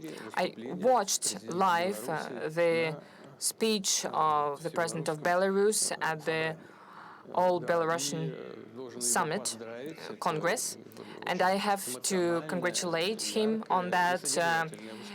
His speech was very meaningful and excellent. I would like to express my gratitude for this assessment of the state of Russian-Belarusian relations. As for the security issues, we are solving them bilaterally, as well as the context of the CSTO. You have just now mentioned Oreshnik. Alexander Grigorievich spoke about the Russian tactic weapons, nuclear weapons that is being stationed on the territory of Belarus. We regularly have exercises of the groups of armed forces created by our ministries of defense. We are closely cooperating between each other. The security of the Union state is in very reliable hands, and it will be guaranteed without any doubt. Well, it was Belarus. Maybe our guests from NBC, maybe they would like to ask the question. Please, could you give them the mic? Keir Simmons from NBC News. Mr. President, I want to ask you about relations with President Trump and the United States. President Trump has a peace deal on the table. Ukraine is offering enormous compromises, yet you continue to talk of war. Mr. President, if you reject President Trump's peace offer, will you be responsible for the deaths of Ukrainians and Russians in 2026?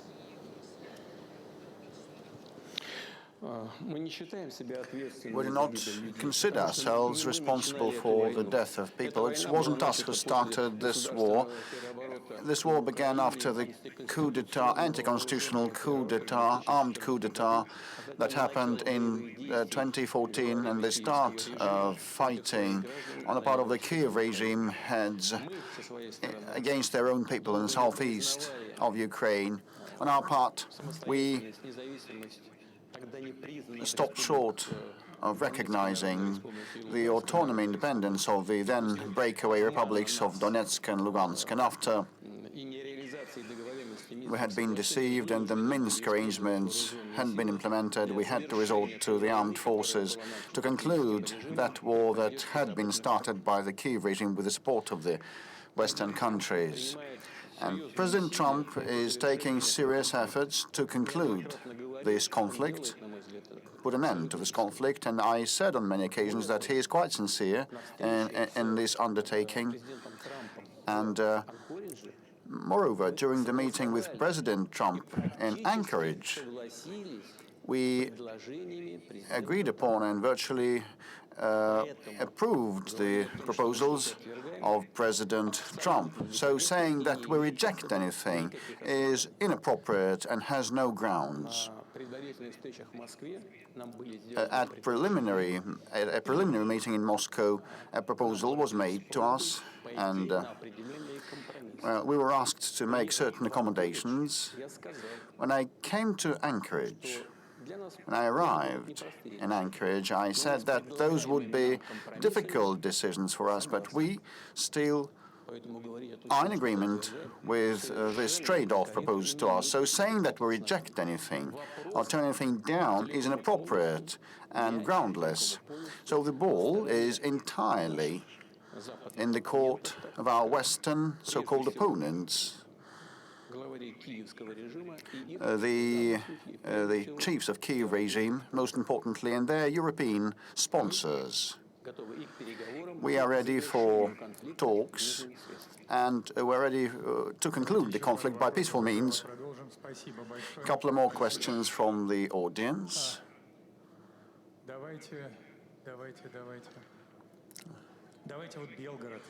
Belgorod, for example.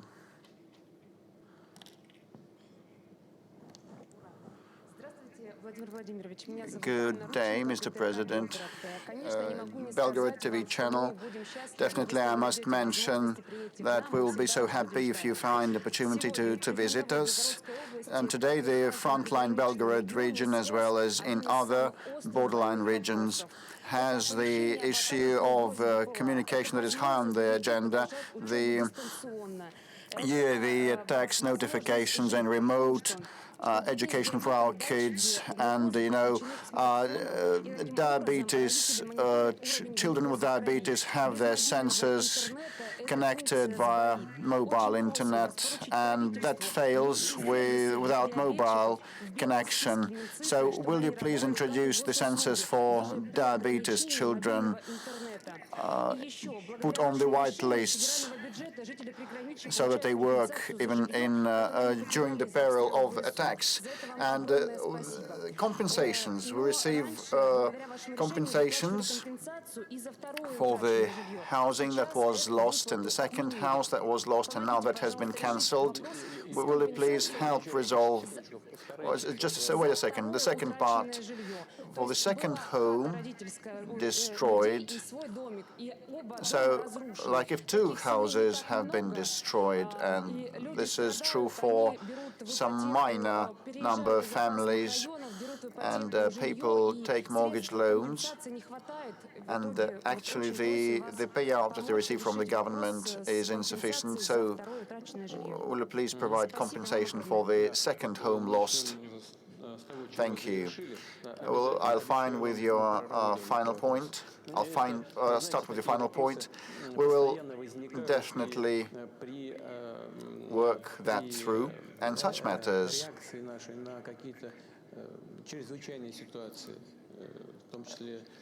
crop up when we have to respond to emergencies like fires and floods and etc. Here, things are even more dramatic. But such matters, in that system and frame of reference, when we struggle with the after effects of the calamities and disasters, can be resolved, and we will do that. And secondly, with respect to connectivity and services and the related issues of education, remote education and diabetes sensors control,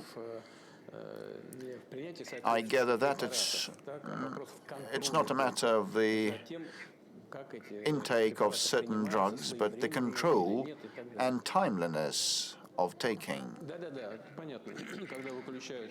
these drugs. When the internet is disconnected, it is hard to control the glucose level. I know what you're talking about. So there are restrictions related to the security matters because of the drones attacks. And you mentioned the services, and some of the components of those services are stationed abroad. In this case, it's easier to select targets for attacks for our adversaries. And here we have to switch to domestic software and our own domestic hardware too. This is a way out to see the operation, the functioning of many of these services. And secondly, we can also use the capability of the international manufacturers operating here, but they should transfer their services to Russian soil. Definitely, we will have to work on both of these matters that you have raised. Thank you. I can see no plate, no sign. Paying dues to your modesty. Good afternoon. My name is Jacob Shine. Politica newspaper from Serbia.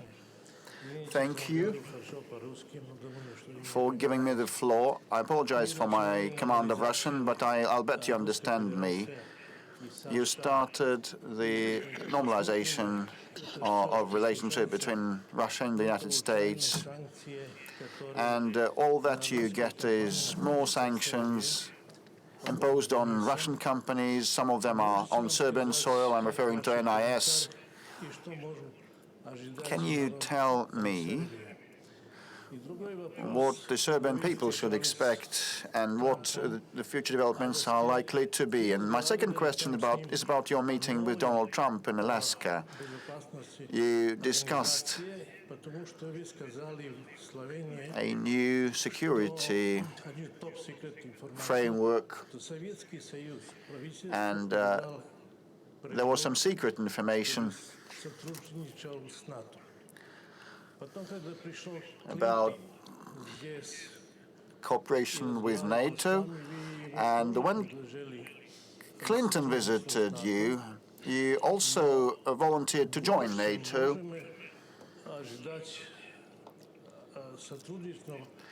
But I just wonder whether some degree of cooperation between Russia and NATO will be existent in future to avoid a war and live normally. I'll bet that I hope that next year we'll have more talks about peace than war. Thank you for your question. We also would very much like to live in peace next year, getting rid of military conflicts, and I reiterate, we actually would very much like to resolve all contentious issues by way of talks. And I hope that you will be in agreement. We'll have to eradicate the root causes of the conflict so that it shouldn't happen in future for the sake of a lasting, durable and just peace. With respect to prospective cooperation with NATO, we had it in the past. And we also discussed a membership, first of the USSR, then of Russia, in NATO. But in both cases, we figured out that we were not welcome there. And the promises that had been given to us that NATO would not expand had been ignored, and we had been deceived, and there had been several waves of expansion of NATO, and that entailed moving military infrastructure closer to our border, which causes our legitimate concern. And in this context, a new security system or framework in Europe is very relevant, rather relevant. Even before the breakup of the USSR, some clever people in Europe like the social democrats in Germany proposed to establish a new security framework in Europe, not expanding NATO, but establishing a new security framework with the participation of the US, Eastern Europe, and Russia, so that no one should be left behind or put in a difficult situation. Actually, now we don't require anything untoward or extraordinary. We're not saying that a country should not be able to select a way of protecting itself, but this should be a way that wouldn't threaten anyone, including us. Would not require anything that wasn't voiced before. We just insist on keeping the promises that were given to us by the Western partners. We were deceived, actually bamboozled, and now we want a reliable system in Europe. Now, with respect to NIS, it is a daunting task, you're right. I mean, that enterprise, that company, despite the desire to improve relations, which is seen on the face, well, the sanctions pressure continues, and that also touches upon our Gazprom Neft, oil and gas company owning NIS. And Gazprom Neft invested more than $3 billion into NIS, turning that enterprise into a state-of-the-art and efficient one. And this is the main taxpayer to the budget of Serbia. We know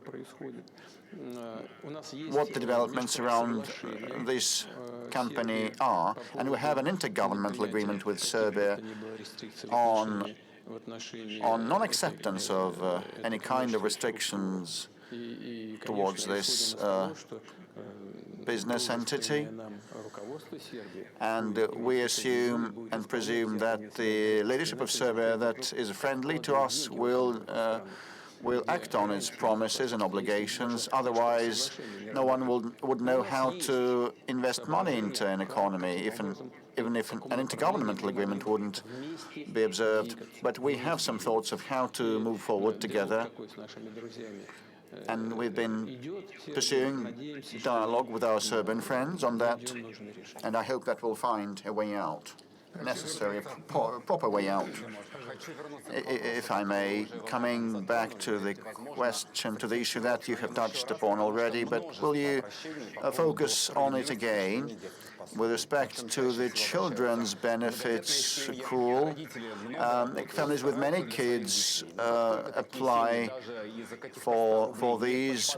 They work a lot, but even if they have an excess of 100 rubles of income, they are not eligible to such benefits. And Gulnara is online, wishing to ask a question. Good day, Mr. President. Happy forthcoming New Year. I'm from Tyumen region, the rural settlement of Bar. I receive 27,000 rubles per month, and my husband is a driver getting 80,000 rubles per month, and I work at a kindergarten as a tutor. And we expect more kids, and we participate in different contests and competitions. We have the Ready for Labor Independence marks. And I've been a mother with multiple children for 11 years, and I only once was entitled to a payout, to benefit. And last year we have an excess of income of 100 rubles, and in November an excess of income of 250 rubles. And because of that, we are not entitled to any benefits at all, like the travel benefits or food staff payouts. And we have 6 kids, and we work a lot. My husband and I, we work quite a lot. And we work extra hours, we moonlight, and we have a small farm, we have chickens, and we actually would like to get some help from the government at the end of the day. Gulnara, actually, I have touched upon this matter in general terms, responding to previous questions of this sort. I fully share your view. You have mentioned the fact that you work a lot and your income goes up. At the same time, the support you receive from the government goes down straight away. So when you earn less, you receive more from the government. So it seems it's kind of destimulating. It's pointless to work more on the face of it, but I believe that this is a mistake, an erroneous policy on the part of the government, and I'm certain that the finance ministry and the government will heed us now. It's not about economizing and trading on families with multiple children is immoral. I agree with you. I think that colleagues will see to that, and this will be resolved with respect to bills, housing bills, and electricity and other bills. I just want to remind you and all people for whom such matters are of importance that, well, the general procedure is as follows. If the spending on housing bills and utilities bills exceed the aggregate income of family by 22%, the government is obliged to provide support. Everything on top of that 20% should be covered by the government. Are you in the know of that? I'm in the know about all the benefits. In some regions, well, Moscow is a relatively well-to-do region, and here, well, from 10% of the spending overrun and upwards is the amount that is covered by the regional budget. And with respect to supporting families with multiple children, this is the cornerstone of our welfare policies, and I reiterate that, and I would like the regional and federal authorities to remember that before you pursue any policy. Just think twice how it's going to tell on the incomes of people and families with many children in particular. And the main point of yours was about the reduction of governmental support. If your income goes up, we'll do everything to resolve that. Also, on the part of the working mothers, I hope that Gulnara is hearing us now. And here the child benefit is paid until the child turns 1.5 years of age, and many mothers say that at this age kids are not accepted to the infancy or kindergartens, and very many of them are asked to extend this period to 3 years of age of a child. So the maternal leave lasts till a child turns 3, so So, and the kindergartens accept children mostly when they cross the 3 years of age threshold. And, you know, mothers will not be tolerated if they do not return to work. And, well, very many mothers want the payout to support their kids to be extended till a baby turns 3. Well, yes, until a child turns 18 months, the family gets the benefit. But, you know, the answer is very simple. There are budget constraints. There is no justification other than this one. But the government will have to think of something on how to address this problem and similar problems. As far as kindergartens are concerned, creche, and whether it's possible for a mother to go to work early. Yes, this is one of the ways to address that. Not everything has been done to ensure that. A lot has been done, however, to renovate and rebuild schools. Right now we're working on upgrading our kindergartens. I would like to ask my colleagues in the regions to listen to me very carefully when issues on renovating kindergartens are addressed. Probably it would be best to also set up crash groups right away. This is the first part of the solution. Secondly, it might seem simple, but still it requires additional attention as well as additional expenditure. We need, namely, to increase the number of hours spent by children in creche and kindergartens, not just 18 hours, probably it has to be extended, but this in turn would require increasing the number of teachers and specialists looking after children, but that would involve increasing the staff, and the government needs to think on how to go about addressing this discrepancy, this gap between 18 months and 36 months. On the whole, however, we've got more or less a refined system for supporting motherhood as well as families with children. Just to cite an example, benefits are provided to women once they get pregnant and until their children turn 18, and sometimes this benefits can be extended until 23 years when students go to universities, if this is a full-fledged education, not just evening classes. As far as families with 3 and more children are concerned, we have to pay particular attention to this issue, this status of heroine mother. You know, it has been improved right now. It's tantamount to a hero of labor. There's a number of benefits that come with that. There's another component. In the past, additional points were added to the pension, but only 3 children were taken into account when calculating the pensions, whereas right now a new decision has been taken when a pension is calculated.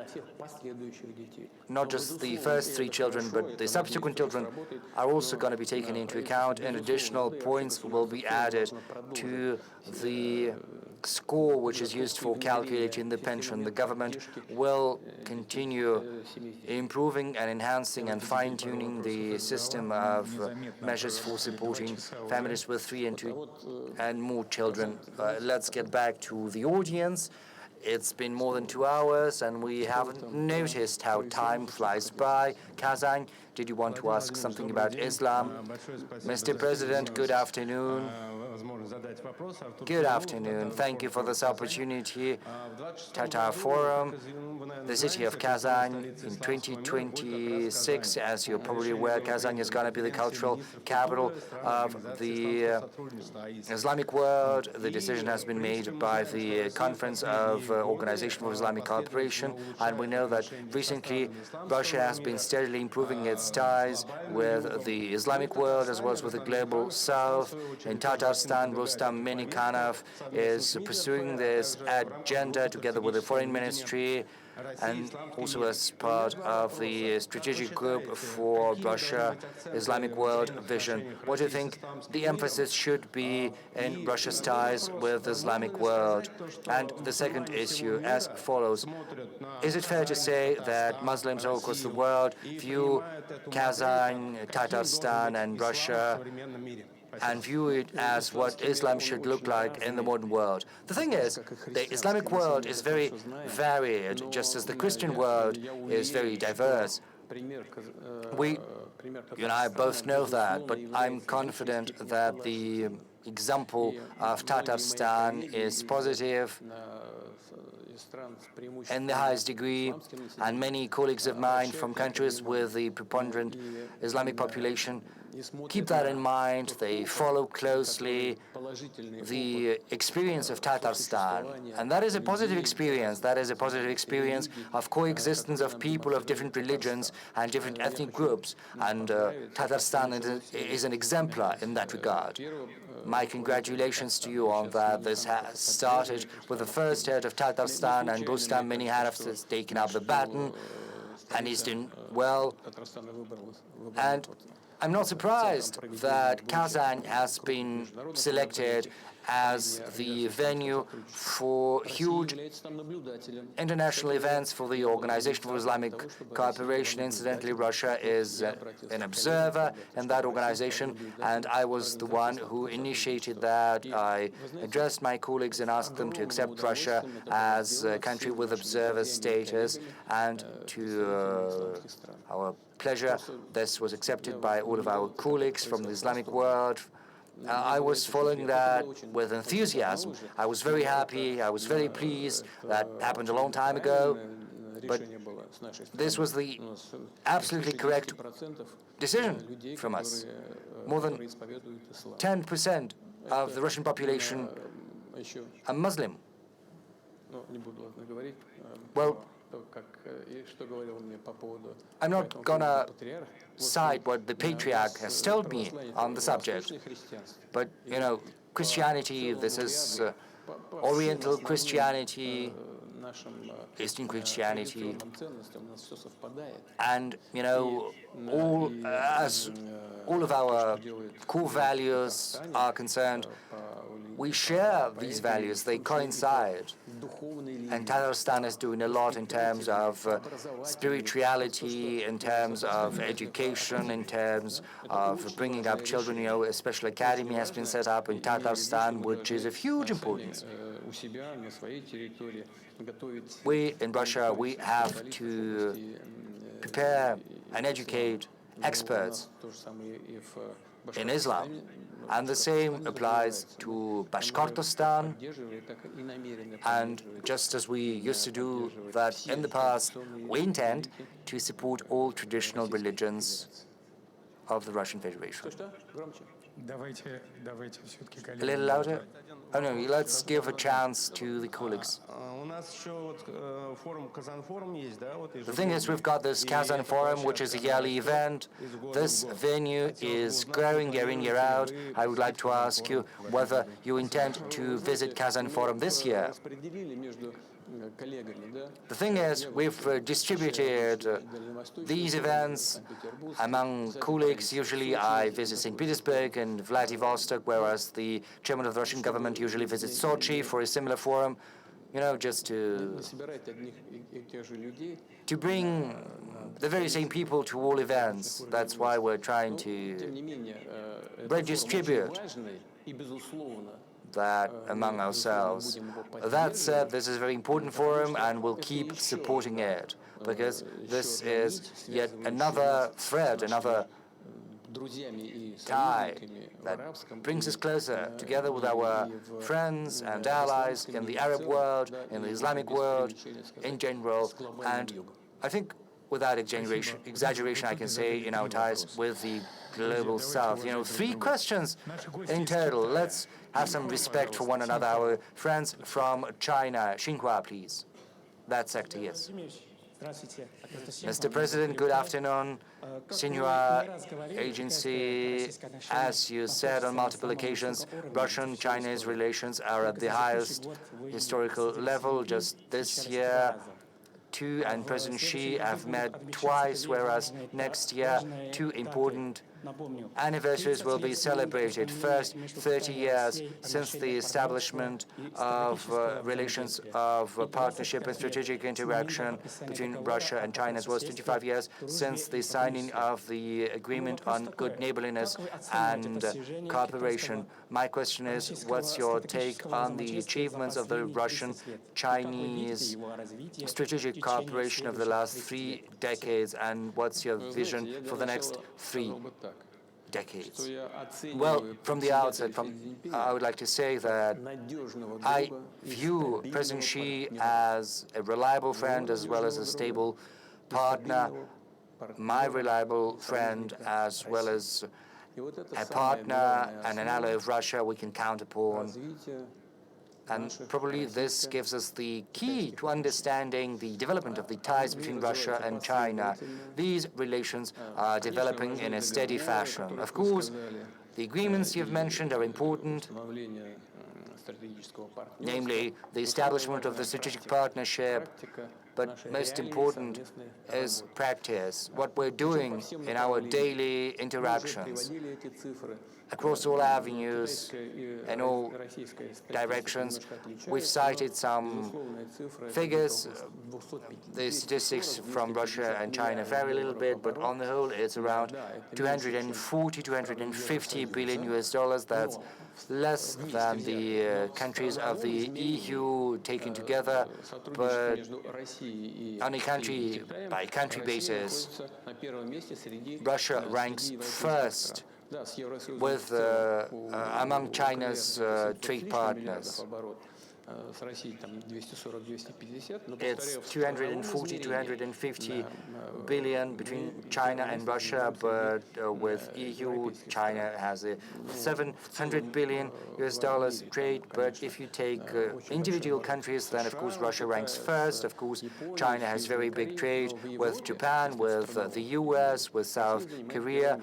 But if we look at Europe, then we'll see that Russia ranks first. And these relations are developing, entering into different spheres and domains, and what is a particular source of joy for me, it covers high-tech, education, humanitarian ties, exploration of outer space.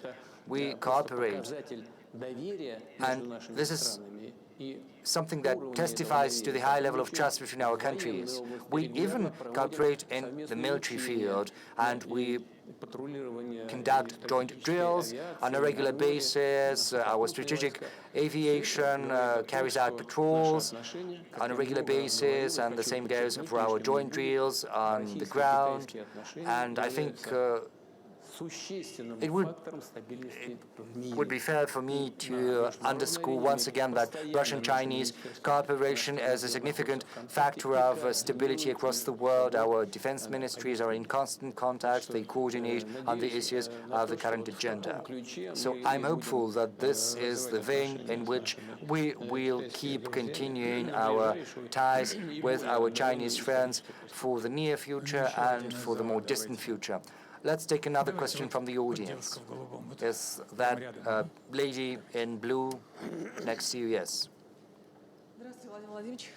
Good afternoon, Mr. President. Evgenia Volgina, Moscow speaks. I've got a question about demographics in general.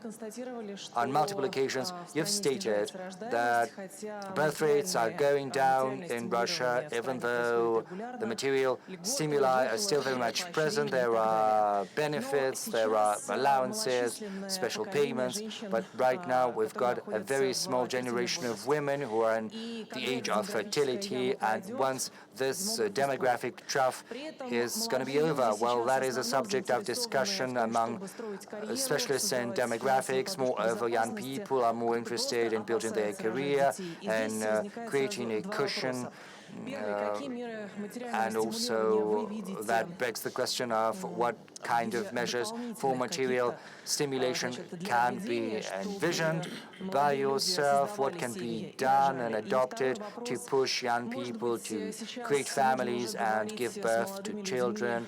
And secondly, maybe we could talk to young people right now, telling them that they shouldn't wait too long, they shouldn't be afraid of bearing children, maybe kind of a value component, as it were. This is a question that is of great importance to all countries that have entered the post-industrial stage of development. Almost all big economies, all big countries, the very same picture is seen everywhere. And some countries are facing a dramatic situation. Let's take Japan, for instance, because the birth coefficient stands at 0.8%, whereas in South Korea it's as low as 0.7%. This is the number of children per one woman who is in the age of fertility. Our birth rate stands at 1.5%, whereas we need at least 2%, which is a tall task. A lot is certainly dependent on the material conditions of our families. Certainly,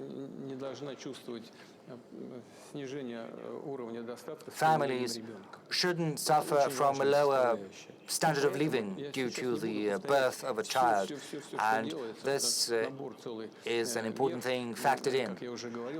I'm not going to recount everything that is being done, starting from pregnancy until children have reached 18 years, sometimes longer. 75 billion rubles was allocated several years ago for the support of birth rates in the regions that were requiring special attention. We're also trying to elevate the status of mothers with 3 and more children. I'm also talking about keeping in place the family mortgage. This is the thing we have to work on additionally, a mortgage at 6%. And we will keep doing everything in our power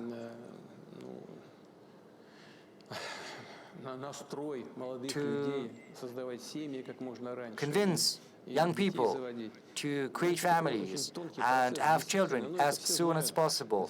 This is a very fine line we're walking, First, young women in particular want to get some education, then they want to get additional education, make their first steps on their career path, and then it's 30 years and the first child comes and they don't have enough time or strength to get another child, and you know how it goes. We want to make having children fashionable, trendy. We want people to understand what motherhood and fatherhood are and the joys they bring along. Let's get back to Naran Alexeyevich. He's been at the front line for 4 years, but he's got 4 children, however. И нужно, чтобы, вы знаете, ведь все учат на своем опыте. You know, everyone is trying to to teach others using their own experience, and we say, look, we've got to learn from others' experience, and this applies to all spheres of life. But that said, still everyone has to make their own mistakes and learn from their own experience. And once they've done something, they've faced something, they understand what they did wrong, what they should have done. You know, I spoke about that. I think I did that publicly. The last meeting with the families with several kids. Well, there was a woman with a family of 8 or 9 children, and she said very beautiful words. She said that we have 10 children, for instance. Every time a new child appeared, we already had 5 or 6 people in our family, but a new child appeared. Every time we thought, how could we live without you all this time?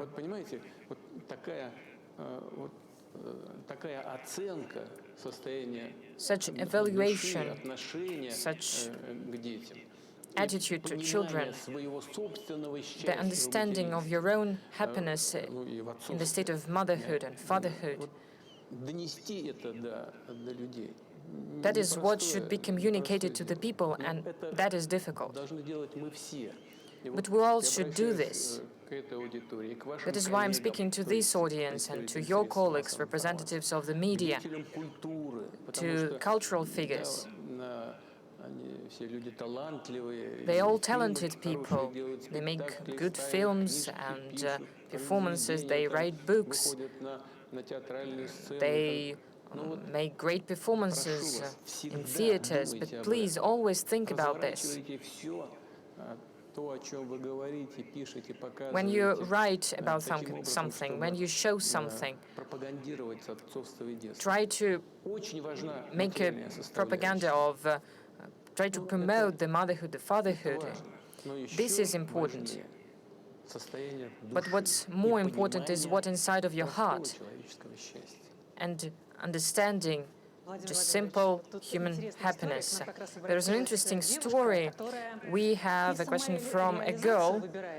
She wants to be, she wants to have a career, but she also wants to be a mother, but she's studying in a medical institution, medical university. As you know, the medical graduates need to work after graduation for several years in a place chosen for them by the state. So right now, these graduates don't know how their life is going to be after graduation.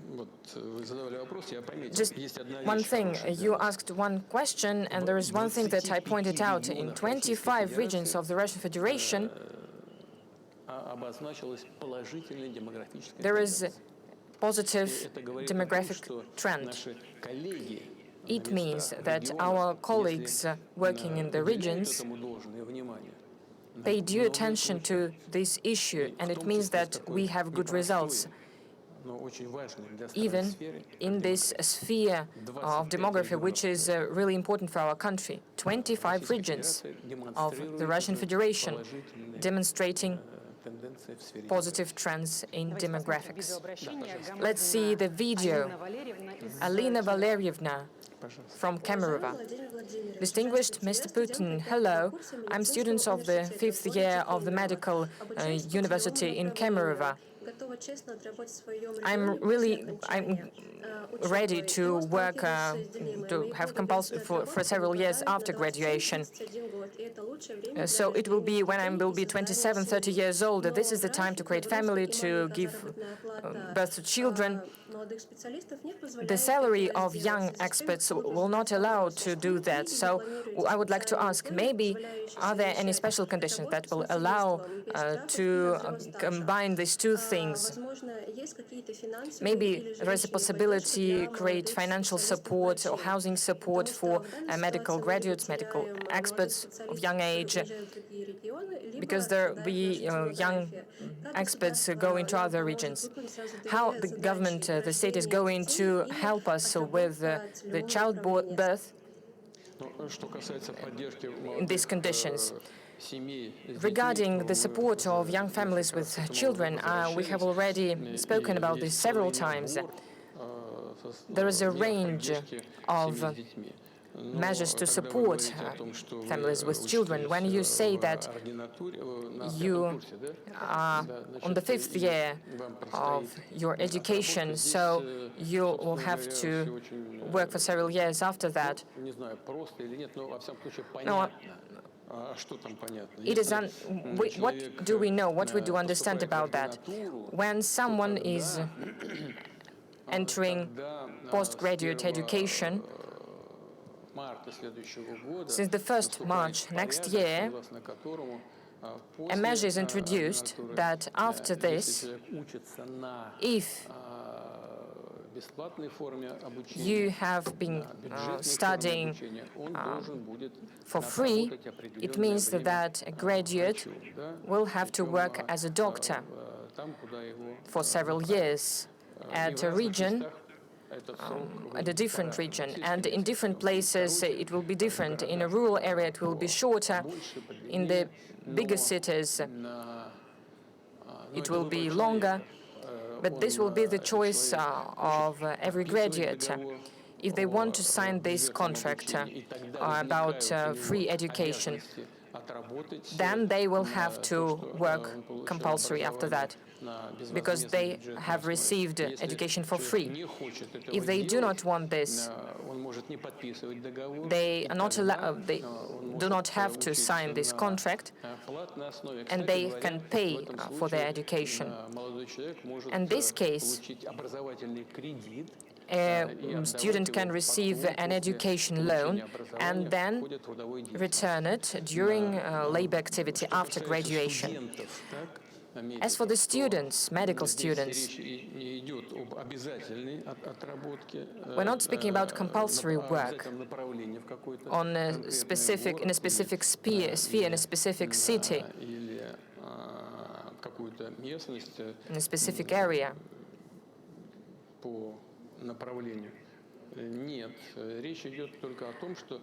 We are only saying that a medical graduate who is going to graduate from a medical institution has to work according to his or her medical sphere in a medical institution where people can receive services according to the compulsory medical insurance.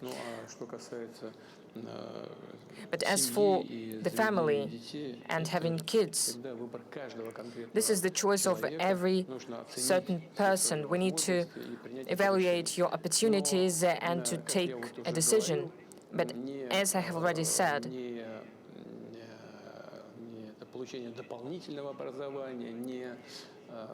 additional education or the start of career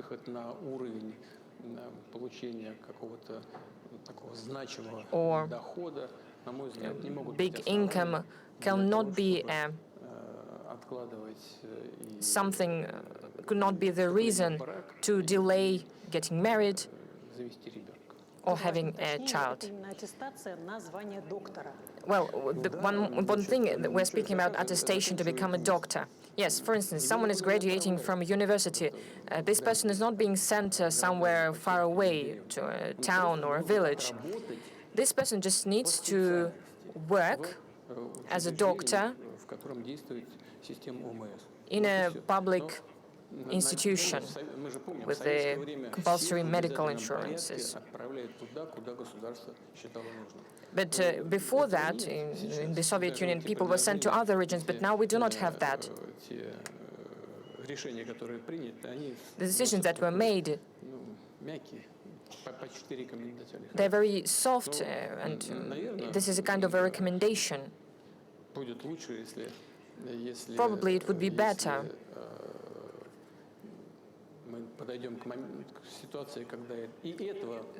that we will not have to do this in the future, for instance. Without any case, this girl asked a question. She is right. What can we do? We need to improve living conditions, solve housing problems. In general, the state is trying to follow this track.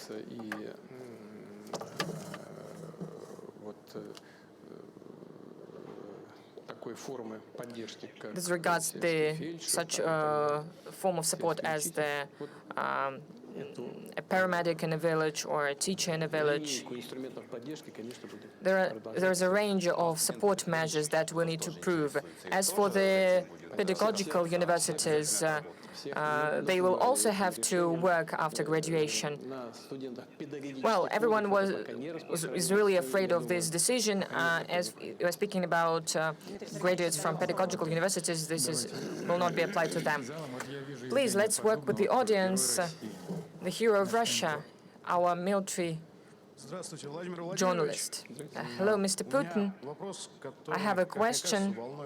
I think it's very important for many people in the regions that there are many problems. I'm speaking about front regions. First of all, I'm speaking about Donbass. There is a very acute problem of water supply. We have spoken a lot about this for many years. Now the situation is that not only in Donetsk, but in other cities as well, in Debaltseve and almost all cities of Donbass, the water supply is interrupted once in 2 or 4 days. It is low-quality water. People living higher than the 5th or 6th floor do not have any supply of water because doesn't go this far. And we know that water is truly important. And the causes of that are the actions of our adversary. For many years, those who live in the Donetsk People's Republic and Lugansk People's Republic live with this problem. How long is it going to be? We cannot answer this question. Excuse me, Evgeny, you know what is the cause of this problem. The system of water supply, the main system of water supply, is beyond Slavyansk, on the territory that unfortunately is still under the control of the adversary. This problem can be solved in a drastic way when we will control this territory. But this is not the only solution. You know, there are opportunities of creating water pipelines, finding water on the territories that we are controlling, digging. One water pipeline has already been constructed, and now we are thinking about constructing one more. One of the key problems from the past is the loss of water, because the loss of water in the existing pipelines was 68% up to now. Now they have reduced, but still this is around 50%. Of course, I have discussed these issues with the members of the government, with the authorities of the region, but it turns out that solving the problem of water loss means that we need to repair the whole pipeline system that was neglected for decades. Everything collapses there. In order to repair this whole system, we need to reduce the water loss up to 0%, and we need to invest so much money as the construction of another water pipeline. But I would like you to hear us that we know about this problem. It is very acute. We'll try to do everything to solve it as soon as possible. Thank you. One more question. BBC, United Kingdom, please, to ask your question.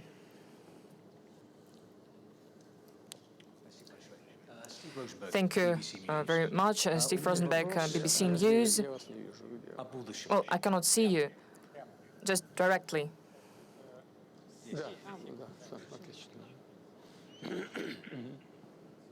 Пожалуйста, пожалуйста. Please. Ага. Если решили, что я вас не вижу, то надо отобрать микрофон. Молодец. Steve Rosenberg, BBC News. The question about the future of Russia. What is the future that you are planning, that you are building for your country and for your people? As it is now, will it be legal in this future any public being not in accordance publicly with something? Will you look for enemies inside or abroad in this future? Will there be disconnection of mobile connection, mobile internet? Will there be new special military operations? Or maybe Russia will follow another way? I remember you said once that the future is in our hands, in the hands of all of us. But in fact, the whole power in Russia is in your hands. It means that the future as well, what it will be. Will it be the continuation of what we see now? Значит, смотрите, Thank you. каково будет будущее России? What will be the future Будут ли of Russia? караться, как вы сказали, законом Are we going to punish legally действия или люди, которые не согласны с действиями for власти? the actions who do not agree with the people? Are we going to penalize it? You know, there is a law that is being criticized about foreign agents. Distinguished colleague, I would like to draw your attention to the fact that we have not invented it. This law exists in several states. In the US, it was introduced in the 30s of the 20th century. All of these laws, the US law as well, are much harsher. There is criminal responsibility up to imprisonment for the activity in the political sphere if you are financed from abroad. We have nothing like that. According to our law, it is just necessary to declare that you have some sources of financing. We don't have any repressions, we don't have any criminal responsibility. If people stop engaging in political activity or when they stop using foreign sources of financing, they are eliminated from these lists, and there are many of such examples. And what is going to be with BBC, because there is a million lawsuit from the president of BBC. Well, these are their family matters. They should deal with them themselves. I don't want to interfere. I just don't want to touch upon this topic, not to make it more difficult for you. There is such problem. There is a problem of falsification of information, fake news, and I think that President Trump is right. But it's not that important. You asked whether there will be new special military operations. No. There will be no operations if you treat us with respect, if you comply with our interests, respect our interests, as we always try to respect your interests. If you don't try to play dirty tricks with us, like it was with the NATO eastward expansion. You said that there would not be a NATO eastward expansion even by an inch. It was a direct quotation. As it said, as we say, we just neglected our interests in the security. You deceived us, not you personally, but the Western figures created the situation of today with their own hands. And they continue to escalate the situation, speaking all the time that they are preparing for war with Russia.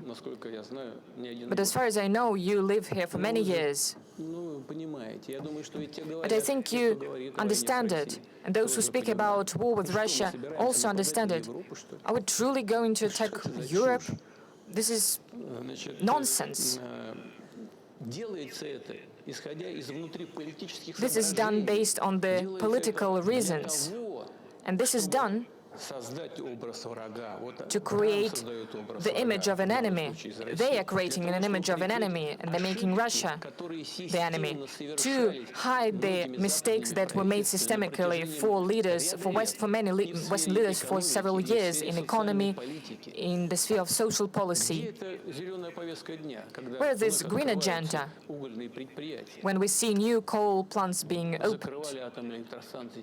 Nuclear plants were closed and now they're returning to them. This is a mistake after mistake. And they are trying to make Russia an enemy. They want to distract their people from their own mistakes with the help of the external affairs. And your questions constitute attempts of similar kind. You said that all the power belongs to me and is in my hands. Well, yes, President of Russia is vested with powers and credentials, and the borderlines of this power are clearly enshrined in our fundamental law, Russian constitution. And when legislative decisions are made, I enact this law by signing them, as in any other country. But I cannot tell you with a firm what proportion. Well, probably a big chunk of these laws is initiated by our MPs, deputies or senators. These are hard facts. Obviously, the President of Russia has a lot of powers, but I believe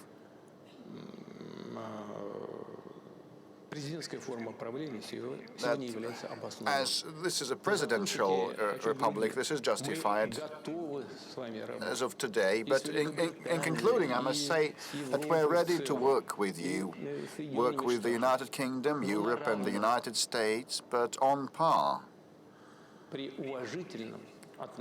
given the due respect for one another that should be in place.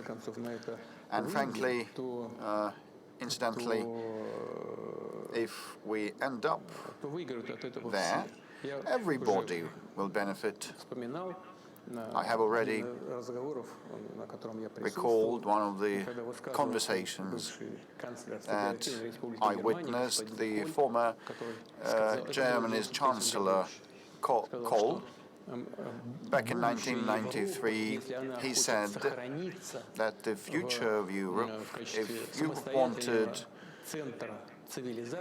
to be preserved as a standalone civilization center, should be together with Russia. And we are mutually complementary in a natural way, and we must work together and make headway, he said, otherwise Europe would disappear.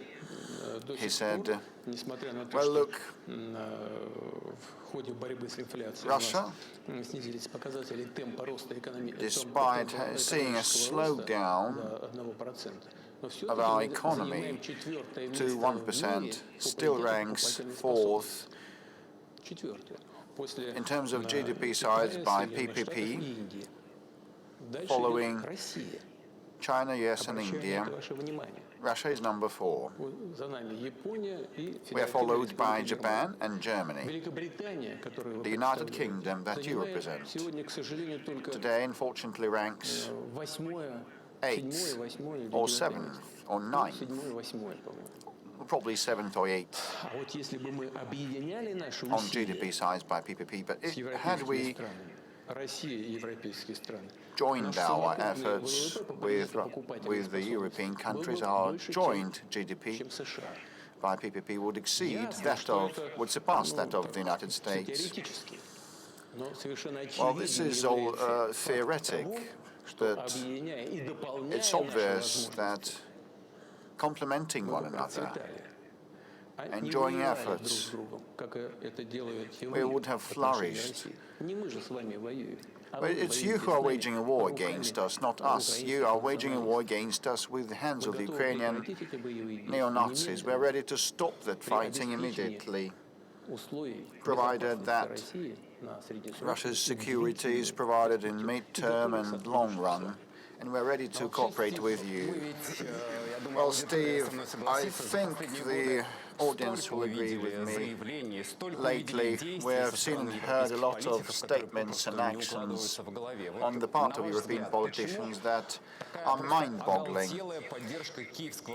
Why do you see they display this exorbitant support of the Kiev regime, and no one has been thinking about the European values, and they've been just supporting the Kiev for no reason, and they're even ready to pursue a conflict with the US president. Well, this outrageous policy, as you put it, I've just tried to account for that, answering the question by the colleague from BBC. They are trying to cover up their mistakes, to conceal their mistakes. In economy and finance, and they got in a gauge, and so it is very hard for them to move rightwards or leftwards. With respect to a possible conflict with the US president, there is nothing surprising about that,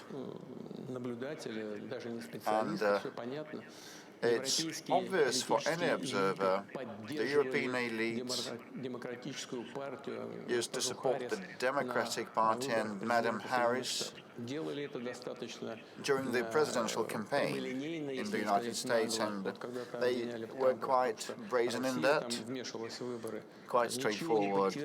Once President Trump was accused of meddling with elections, but nothing was proved, and all the Congress investigations ended in nothing. However, the political elites of Europe directly interfered, and that was quite blatant and obvious and uncovered, and they now hope that after the midterm elections next year, the political landscape will change a bit, and their traditional allies will be back on track, and they will put more pressure on Donald Trump. This is why they are so insolent in the view of the forthcoming midterm Congress election. With respect to separate political figures, they have been conducting themselves in an aggressive way, an unprofessional way, I think. Let's come back to domestic developments. And one final point with respect to those aggressive statements and declarations. I marvel at them. And I personally know the current NATO Secretary General, the former Prime Minister of the Netherlands. I used to pay a visit to the Netherlands, and he's a smart person, a clever person, a systemic one, and an efficient one. He used to be an efficient Prime Minister, and the economy of the Netherlands is in good shape, and this is partly his merit. But now he's talking nonsense. Why are you talking this nonsense about a prospective war with Russia? They want to get ready and brace themselves for a war with Russia. But can you just read the new strategy, national security strategy of the United States, and it says that the United States is a key player and the founder and the main sponsor of NATO, and the bulk of the funding comes from the United States, as well as the ordnance and hardware and weapons. So the new US strategy, security strategy, Russia is not indicated as an enemy, as a target. Генеральный секретарь НАТО готовится к нам. while the Secretary General of NATO is bracing himself for a war with us. Why so? Can he read? You are indisposing NATO against Russia to wage a war with Russia. At the same time, the backbone country of NATO does not consider us to be an enemy. Kinda, I would question the level of professional competence. You should be quite attentive about your own duties, and you should also be open to what is happening around you. So we've been on air for about 3 hours. We've been live for about 3 hours, and we have around 3 million applications and questions, and lots of them are about the housing issue. Well, the family mortgage, people want it to be extended to encompass the second-hand residential market. Well, and this already encompasses 900 locations, but there are some of the restrictions critical for families with many children. They have to move to locations where they build new houses, but it's not universal. Yarostova Ekатерина Sergeyevna from the Tomsk region recorded an address to you. Hello, Mr. President. We are a family with multiple children. We have 3 kids, and we actually want to resort to the family mortgage, but there are no new builds in our location. Those houses already built with flats that are apt for us are over 20 years of age, so we would actually like you to expand the family mortgage to encompass such families as ours and cover smaller locations. Well, it was pre-recorded. The location of Strzyżewoy, the town of Strzyżewoy, the town called Strzyżewoy, an oilers town. So in this decision, is she listening? I think she is streaming us live. So this decision has been made, and for regions where they don't have new builds or have very low rates of construction, it is allowed to resort to family mortgage to buy second-hand homes, previously owned homes and flats. So there's always a number of issues cropping up. It all depends on the quality of construction and the quality of a building, because while you keep repaying your mortgage loan, the quality of that edifice may deteriorate, so you should be very particular and attentive towards a possible quality of that of a prospective edifice. So 880 locations are on that list. In case your location, your town, is not on the list, we will add it there. And yesterday I had a discussion with some of the colleagues from the cabinet who are responsible for residential construction and supporting families, and this is something I took away from that. Measures of this kind, when they were taken, were aimed at supporting the families and the construction sector.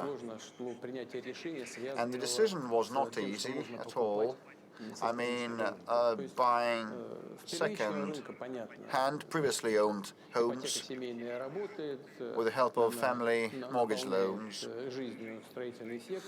Well, it's quite useful for the construction sector in the new build sector.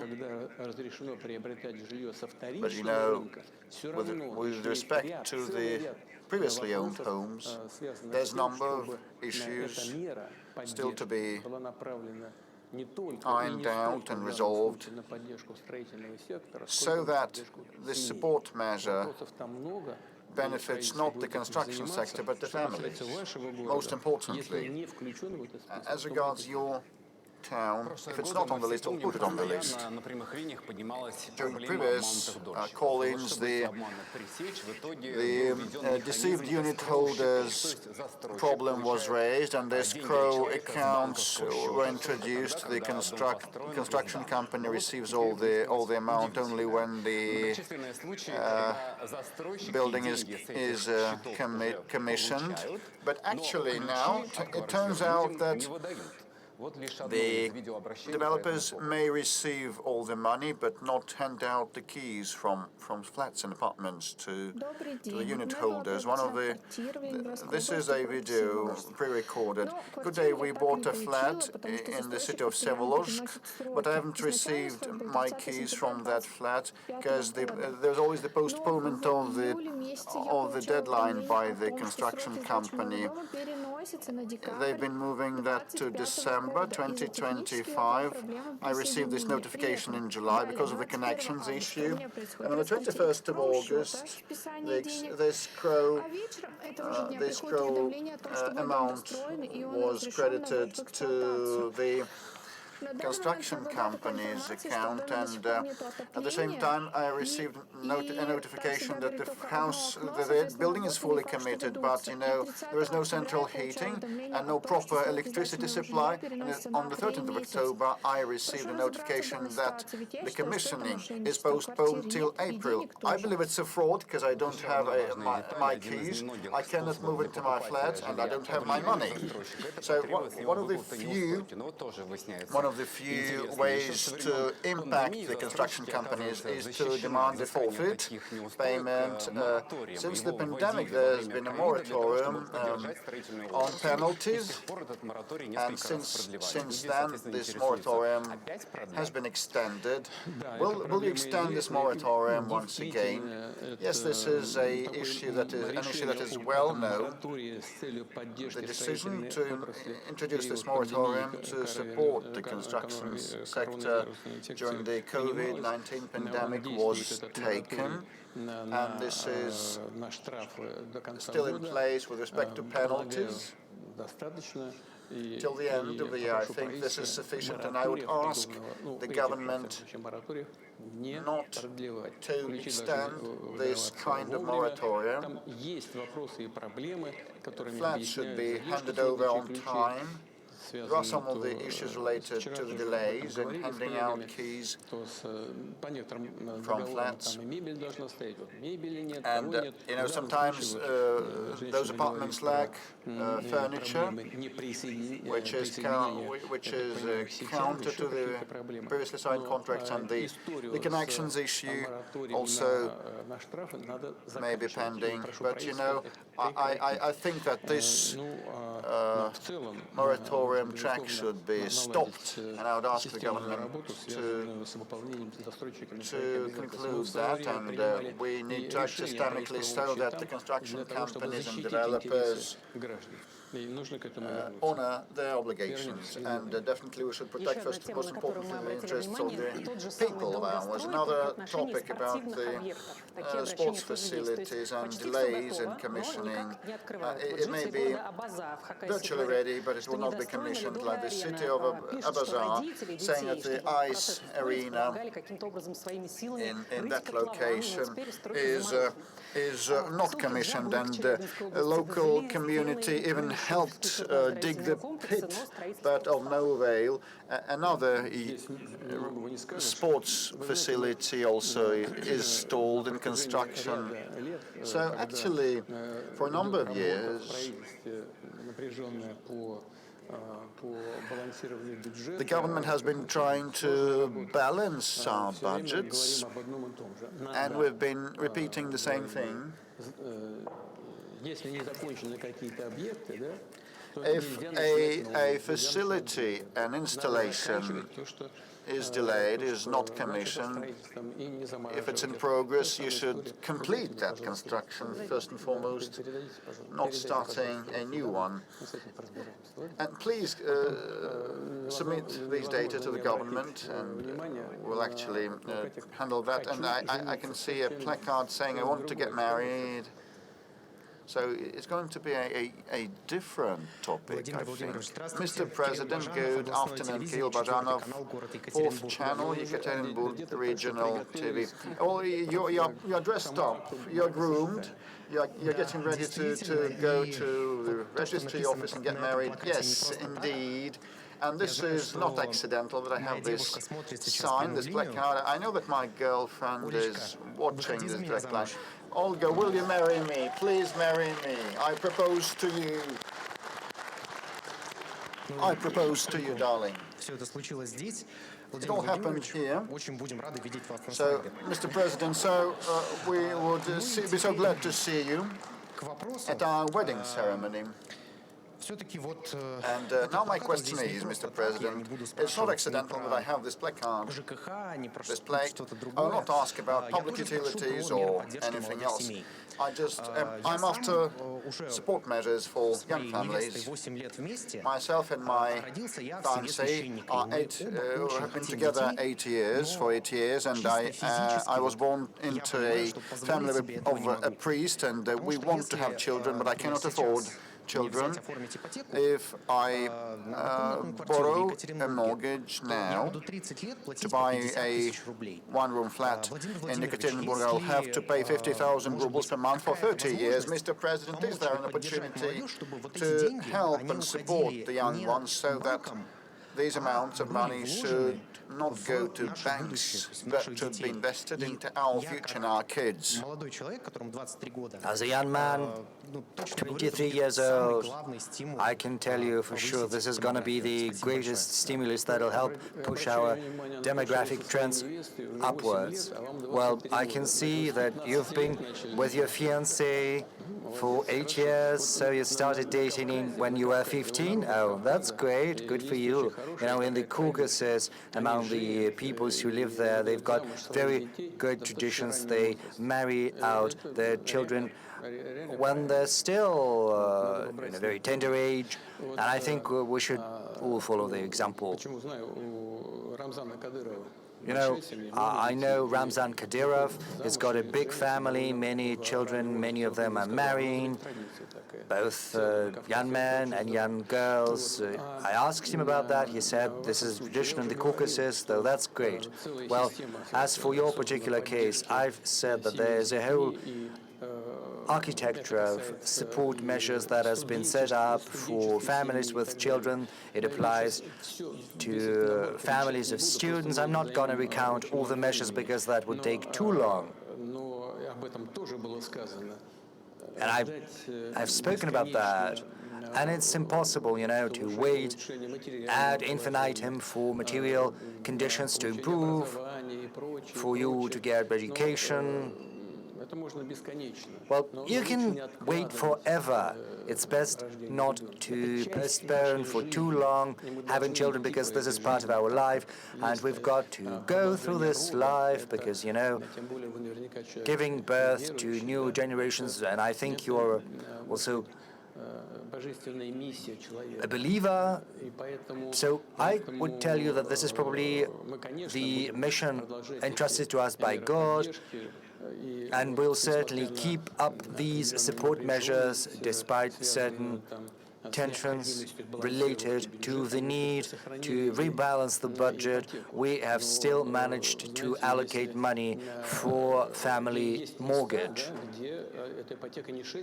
And you know, there are some places, some spots across the country where the mortgage can be drawn out not at 6% but 2%.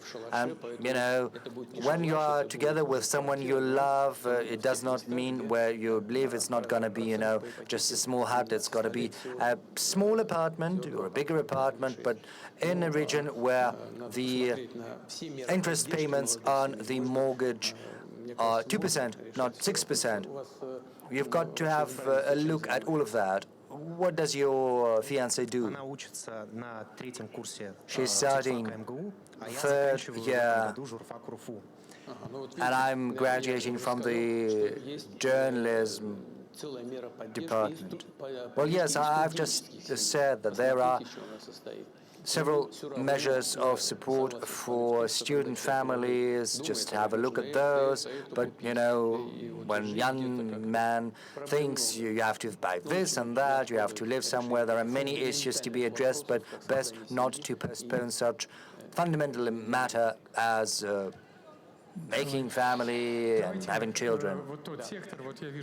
It's that sector, you know, I see Zvezda. Is it okay, Mr. President? Yeah, sure.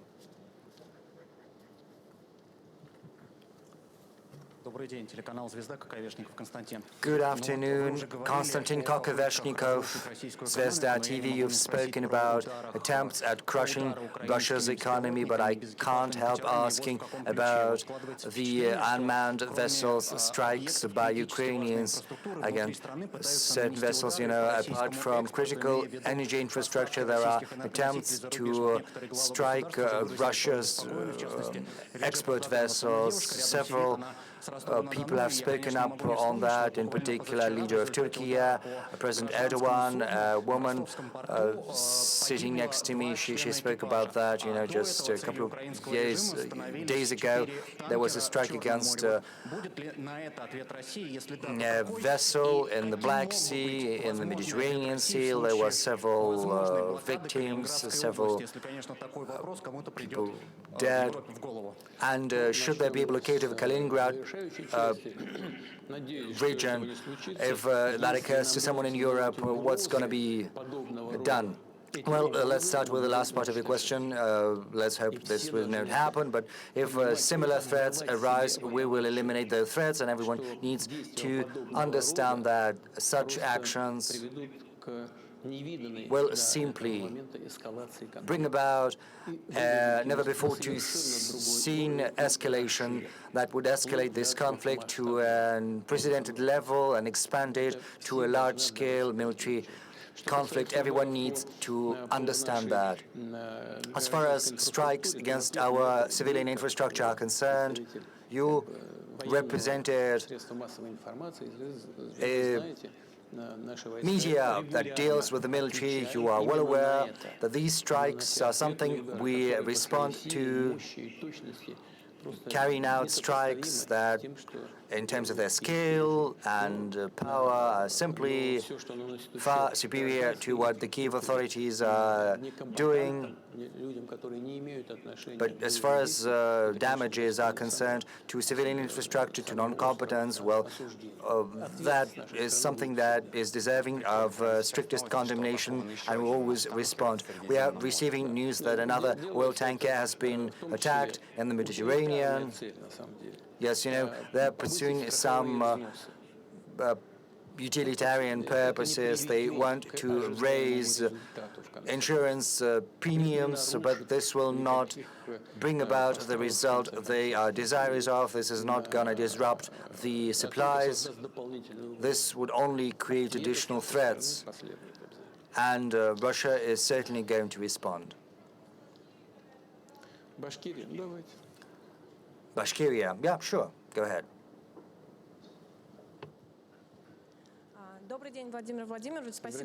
Good afternoon, Mr. President. Thank you for this opportunity to ask you a question. First, let me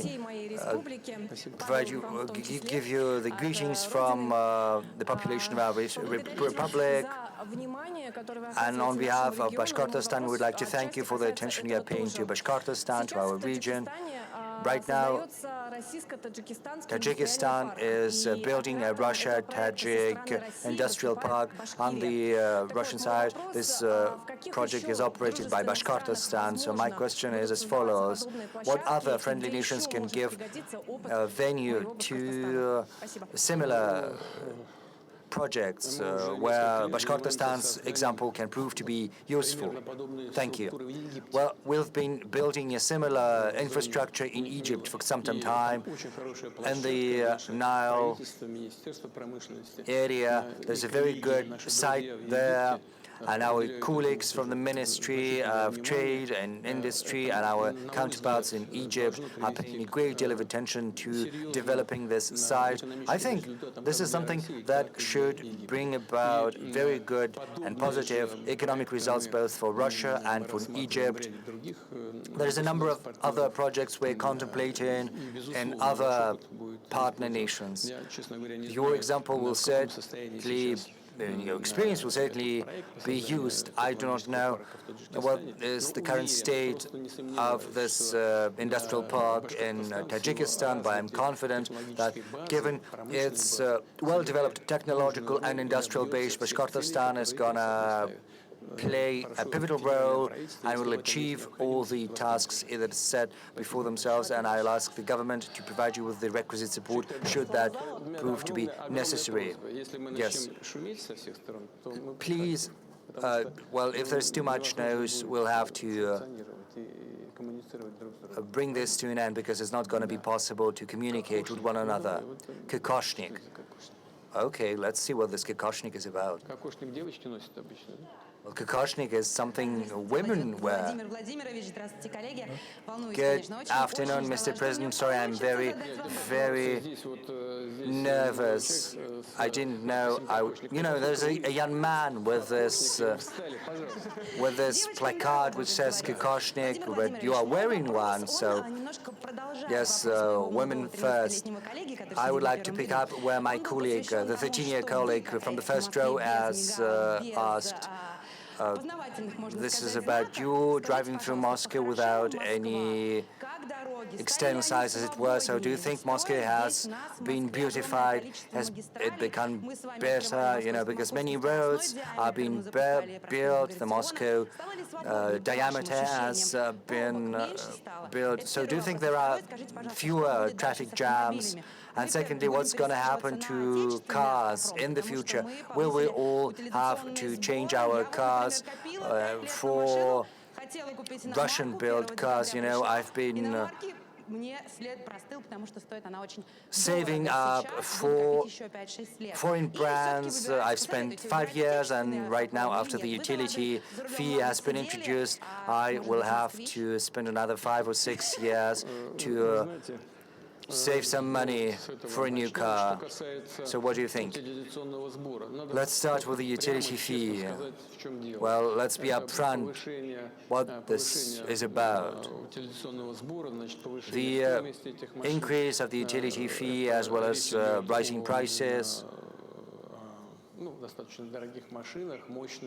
Well, we're certainly talking about strong cars of more than 160 horsepower. The government fully understands that it mostly concerns citizens with the middle level or very high level of income in big cities, most of all. And it's clear, and we've got to be clear about that right now. This is due to the attempt by the Finance Ministry to secure another source of income for achieving a very noble, lofty task, that is technological development, technological sovereignty, and it certainly helps our car industry. You said, well, probably foreign cars are becoming increasingly expensive. Probably we should contemplate buying Russian cars. Well, I can't help recommending some Russian car. It would be very strange for me to suggest to you that you should buy something built abroad. But I do hope this measure is not going to stay in effect forever, and that the choice our citizens have access to will get wider, either as our incomes grow or as the fiscal burden decreases. Moscow, well, yes, we're all proud of Moscow, and rightly so. Sergei Sobyanin is demonstrating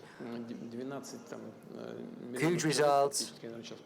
Well, I think it's 12 million people who live here permanently, plus another 3 million of those who visit Moscow on a regular basis because they work here. So 15 million people, that's what Moscow is home to on a daily basis. And of course the issue of transport, this is a task that has been addressed in a systemic manner. It applies to underground, to roads, to conjunctions.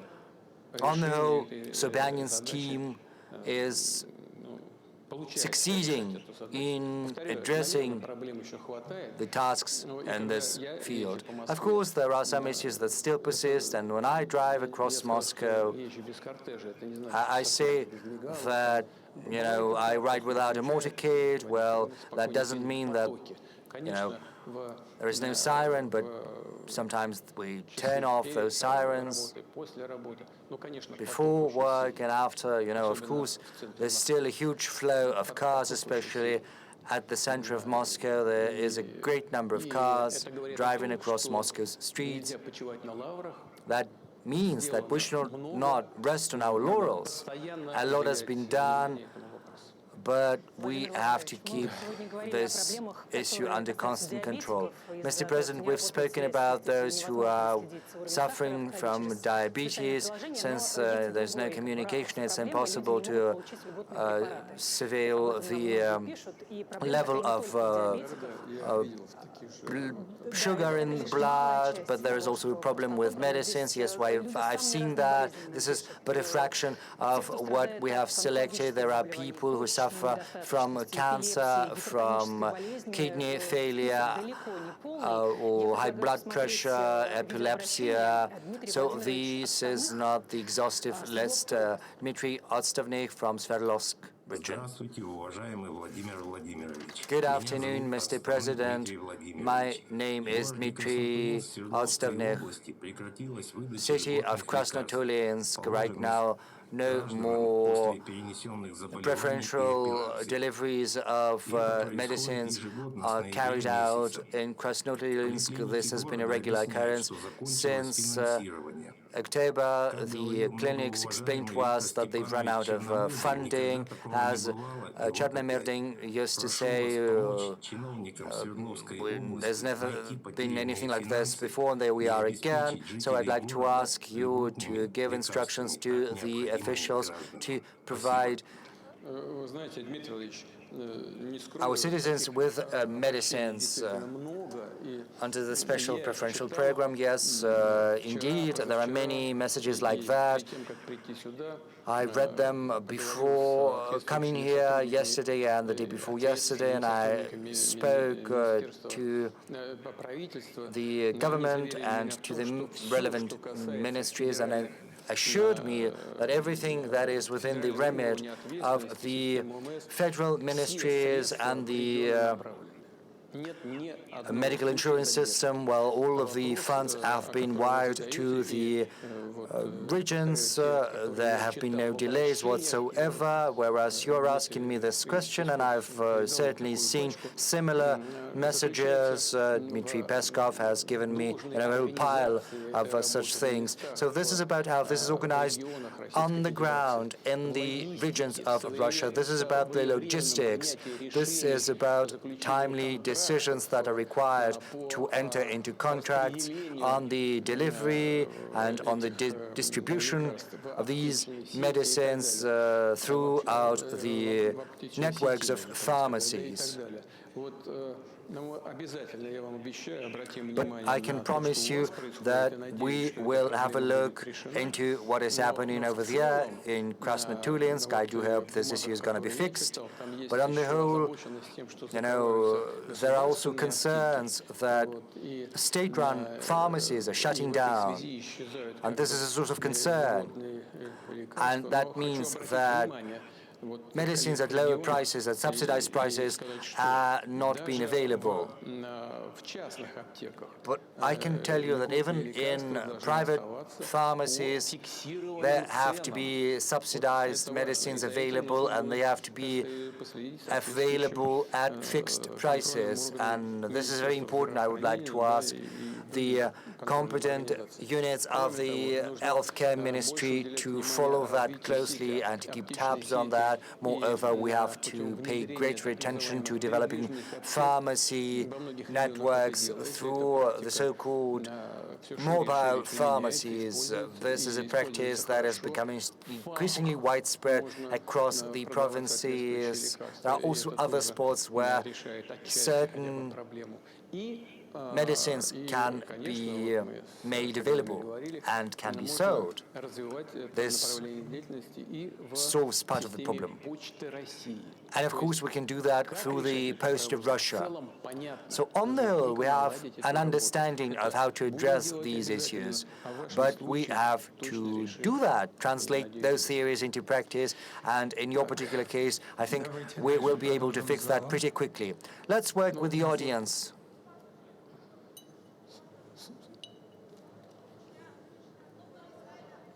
Вот давайте так, выглядит красиво, написано СССР, а дальше ТФ1. SSSR, and then TF1. First, the person with the placard SSSR, and then colleague with TF1. Good afternoon, Mr. President. Good afternoon. Can I give a present to you? And then a couple of questions. Well, just explain to us what this is, and we'll take that from you afterwards. This is a book which is called Heart of Asia. It's 126 Russian poets who have been praising Persia and Tajikistan. And, you know, there is a dedication here to you, starting from Zhukovsky, 1843, and until present days. This is an anthology of best poems, Russian poets who have been praising Persia and Tajikistan. You love that, I know that. I have a next question. Please, Mr. President, tell me, you really appreciate Marhayan poetry. We are descendants, those people in Tajikistan, Persia, were descendants of Marhayan. Could we ask you, Mr. President, of creating a monument to honor these great scientists, or create a center in the name of Amar Khayyam? This is a good idea. Thank you very much. We will think about this. Thank you for this insight, as it is used to say. TF1, please. Our French colleagues, please. For TF1 French TV. Mr. President, one of my compatriots, the Frenchman Laurent Vinatier, has been put in jail for 3 years for an administrative offense. Now the Russian justice system is raising the issue of espionage, which worsens the situation. Секундочку, я прошу прощения. Повторите еще раз. Кто был посажен на 3 года? Please, could you repeat the name of the person?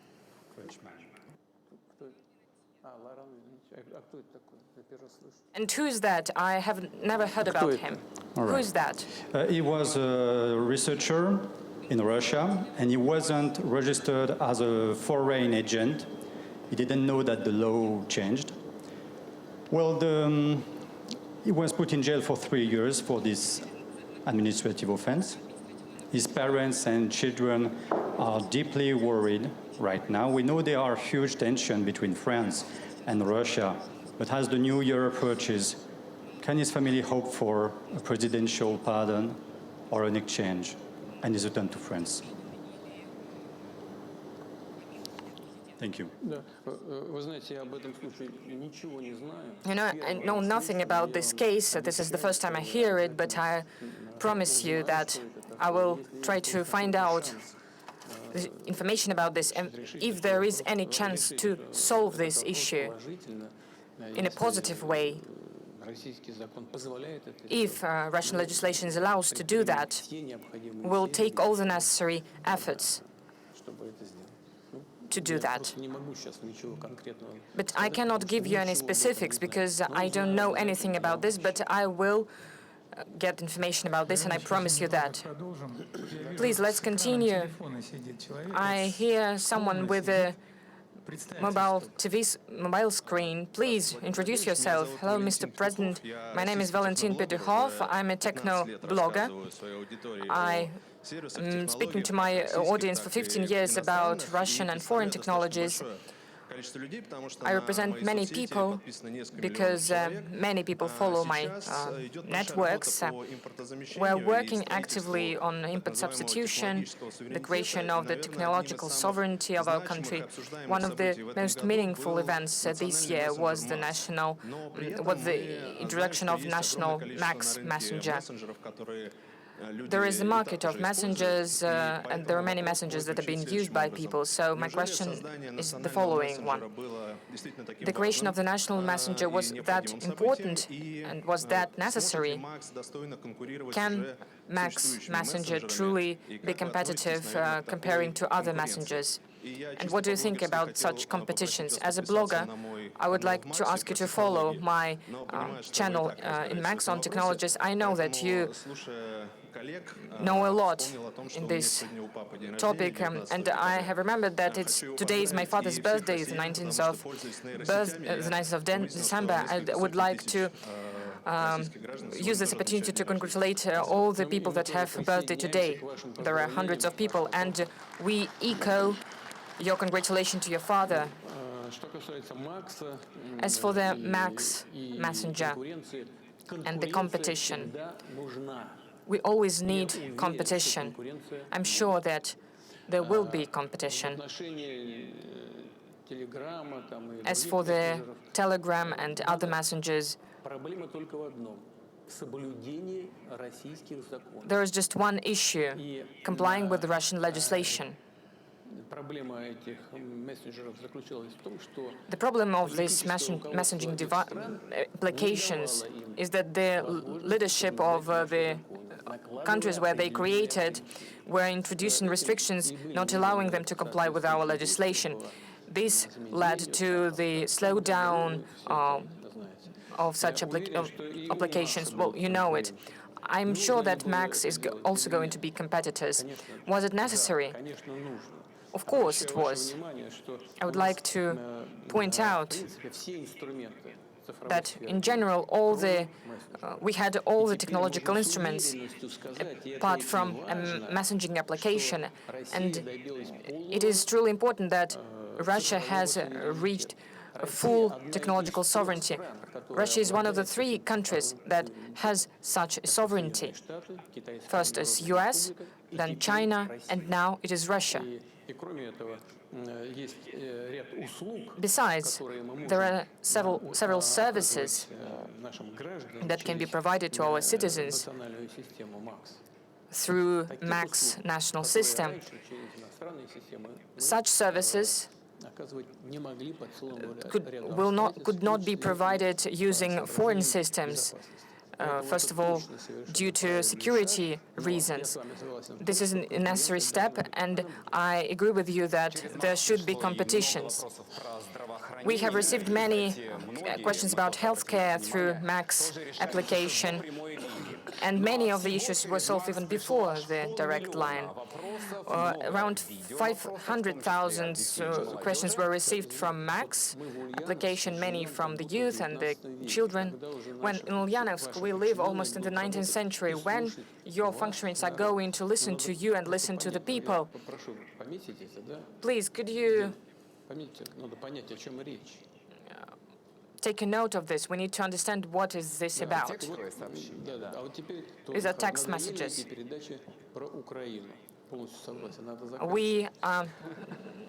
we should stop speaking about Ukraine. We should solve our own problems, speak about our own problems. I absolutely agree with you.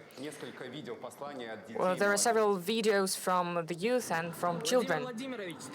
Mr. President, hello. My name is Daniil, and I'm at the International Literature Forum. There are many adults, and would like to ask you about the trend of books being read by the youth and by children. Usually kids prefer very short videos. What should we do about that? Is there a book that, according to you, every Russian citizen should read? Thank you. Unfortunately, the reduction in the reading of books is the problem all over the world. Some time ago, we were proud that the USSR was the country where people read the most. Right now, there are many people that read books. But unfortunately, as I already said, all over the world, the number of people that read books is reducing. What should we do about that? First of all, it depends on school, on family, parents. We need to pay more attention in this regard to children. We need to maintain competition with tablets and modern technological means. I'm speaking about parents and maintaining this competition with this technological means. Because this is very accessible and this is very interesting. And we need to find a way to make books interesting for children. If we are creative about this, it is possible, even if it's complex. I've already mentioned it once, but I would like to say once again. I've spoken to a priest, and I asked him, when people die, what they say mostly. You know what was the answer? They say that they paid not enough attention to children. I don't want to personify anything. It's nothing specific. This is not a secret. But this was the overall message, and regards everything: education,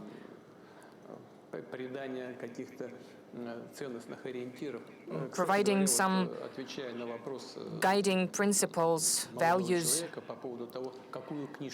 This young boy asked me about a book that everyone should read. Well, the world literature, Russian literature, classics, modern literature.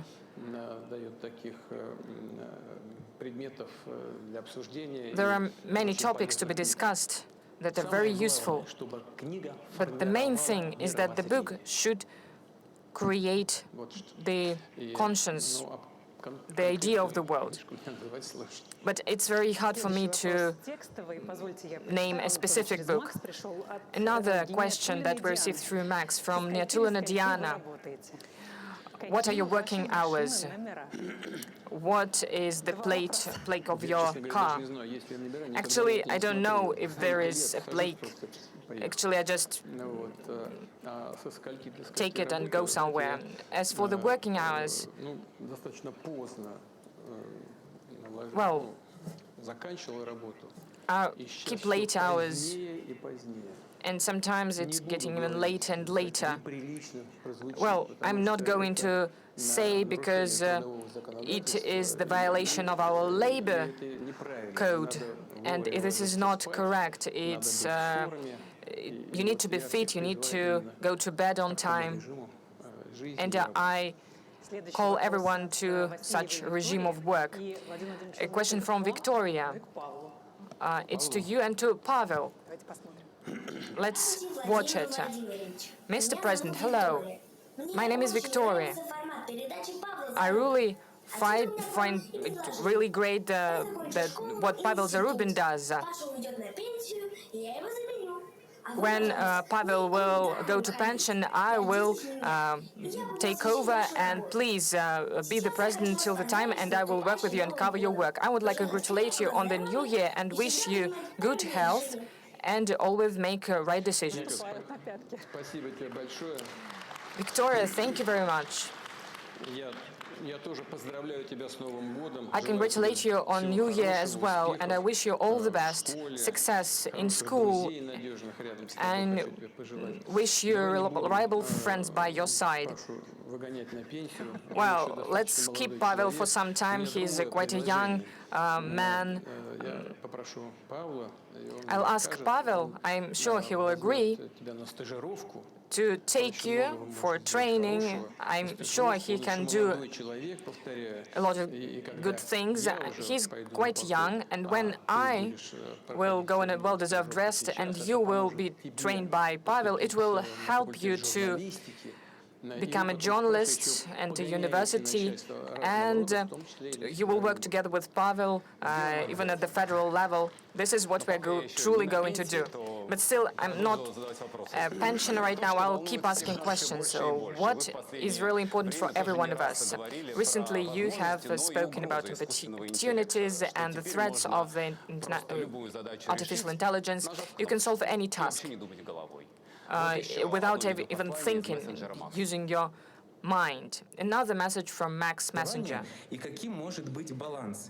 What can be the balance between the modern technologies and the tasks of developing intelligence in children? Please, we'll be grateful for your answer, and please come for the 1st September of 2026 to the opening of our school.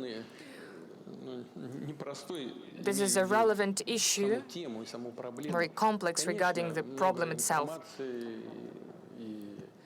There is a great volume of information.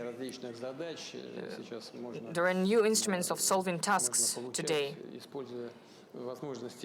You can use the capacities of artificial intelligence. In fact, a danger appears that teenagers, students, will not try to find the decisions themselves, but as Pavel said, they will just press a button and receive the necessary answer. This is a complex task, so it will depend on the organization of the education process in schools and in universities and all the educational institutions. It means this is how we should organize the education process, so that all of this was done and the tasks were solved at schools, in classrooms. So the tasks were posed in classroom before the students and the pupils, and they were solved by a specific student or pupil, so that they need to use their brain, so that they would think, so that the development of new technologies would make that part of our society, part of our population would be thinking about what they're doing, and the other part would follow a very simple path, would use technologies, press correct buttons, but would degrade from the intellectual point of view. This is something that we should avoid, and this is the task of the education system, as well as the task for families. Well, I have nothing to add to that. Let's return to the audience. Spas, please.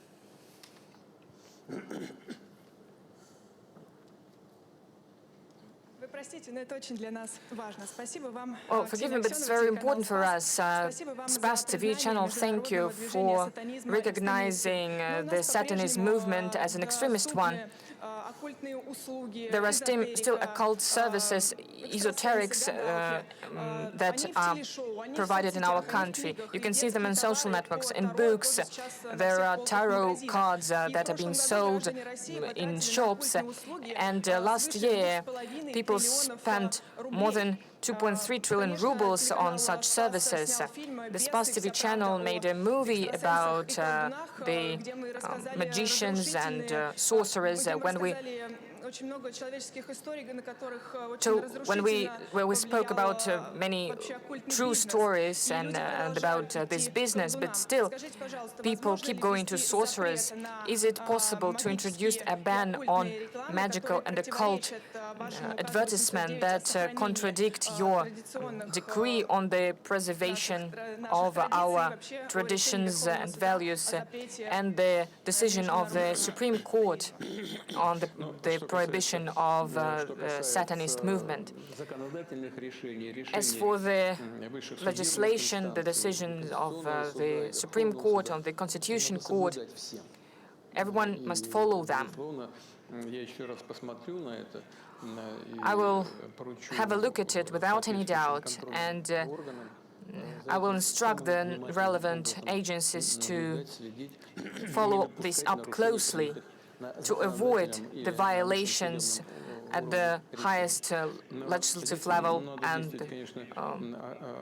the level of the court decisions. I truly agree with you. Satanism and occult services, sorceries, this is nonsense. That is something that confuses people, brings them to darkness and affects them greatly, affects their psyche, their morale, and we need to fight against it, but do it carefully, without violating human rights. Your colleagues have mentioned it as well. We shouldn't be excessive about these restrictions. We need an analysis and timely decisions. This is what we're going to do, together with you, the representatives of the media, like your media, the representatives of our traditional religions, as well as with the Russian Orthodox Church. We haven't taken lots of questions from this sector. I can see Auto Radio. Nadezhda Rumentseva, Auto Radio. Mr. Putin, a question to you. It's considered to believe that the generation of 90s was lost for the nation. What about the current generation? Do you feel the support coming from the young ones? You know, I cannot agree with the statement that this was a lost generation for this country.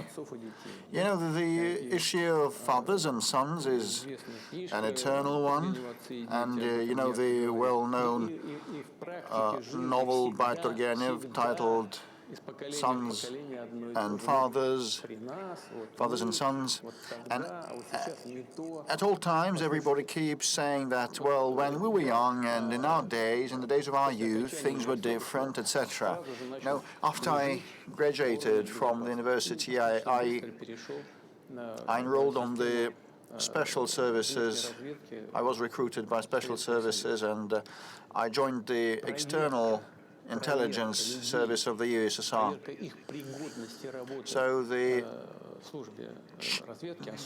verification of the aptness of recruits, whether they were able to work in an intelligence service.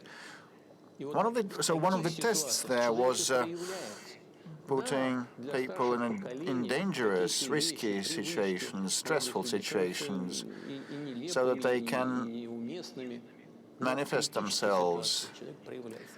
Well, in a critical situation, people manifest and show their true worth and face. And now we live in the context of a special military operation.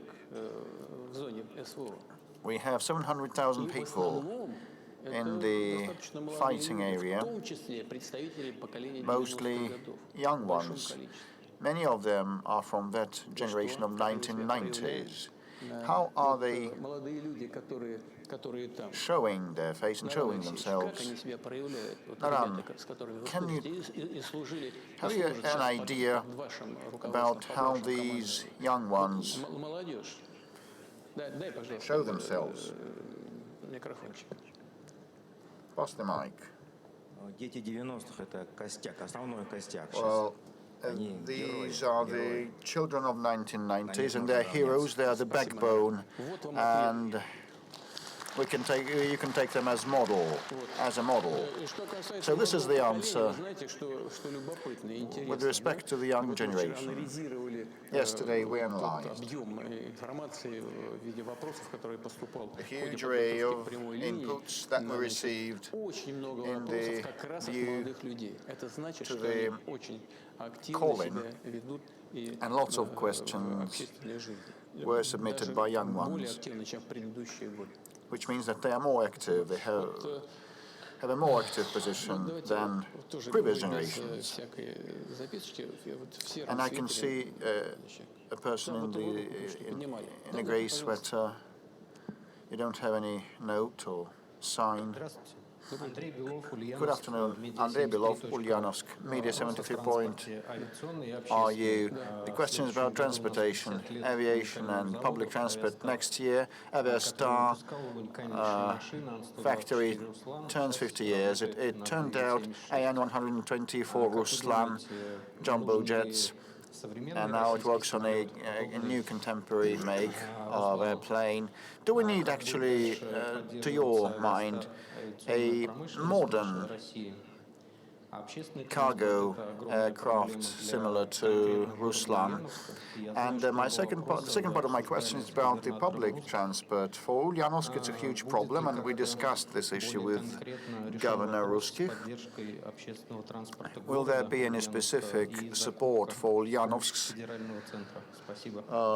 public transport system and procurement with the help of the federal government? And actually, we have a program in place to provide for the procurement of public transport for different regions.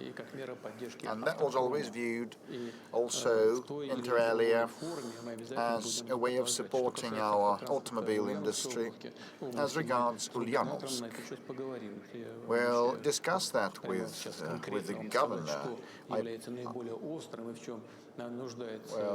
Discussing what the most acute things are. I cannot answer this question right now. We will discuss that with the governor, rest assured, and if need be, we will provide necessary support.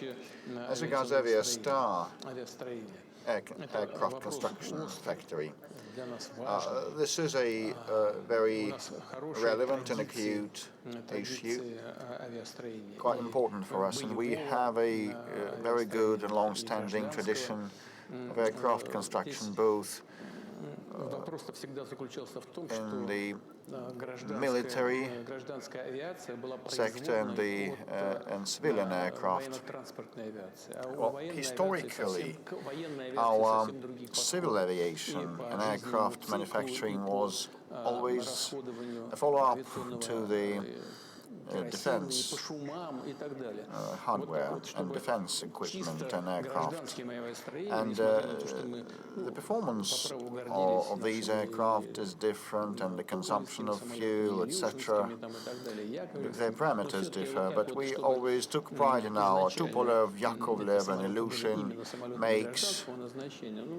But originally these were primarily and initially military machines, and what we need now, for sure, is our state-of-the-art modern homemade aircraft, and the growth of air tickets prices is due to the shortage of the number of aircraft that we have. And those international manufacturers that used to supply aircraft to us decided to quit the cooperation because of some political reasons. And that is bad for them because it subverts their reputation, but this is good for us because it makes us be on our own, work harder, and take advantage of the capability of our market. And in the past, I spoke with the incumbent deputy prime minister who headed Aeroflot in the past, and I told him that it was necessary to buy more domestically made aircraft and then import airplanes. And actually, now we have come up with MS-21 that we're rolling out. It is a very good machine, perfectly suitable for international markets. And Superjet 100 also is another make that we have fully localized. And we need our own Russia-made regional aircraft too. You asked whether we need those jumbo jets similar to Ruslan. Yes, we do.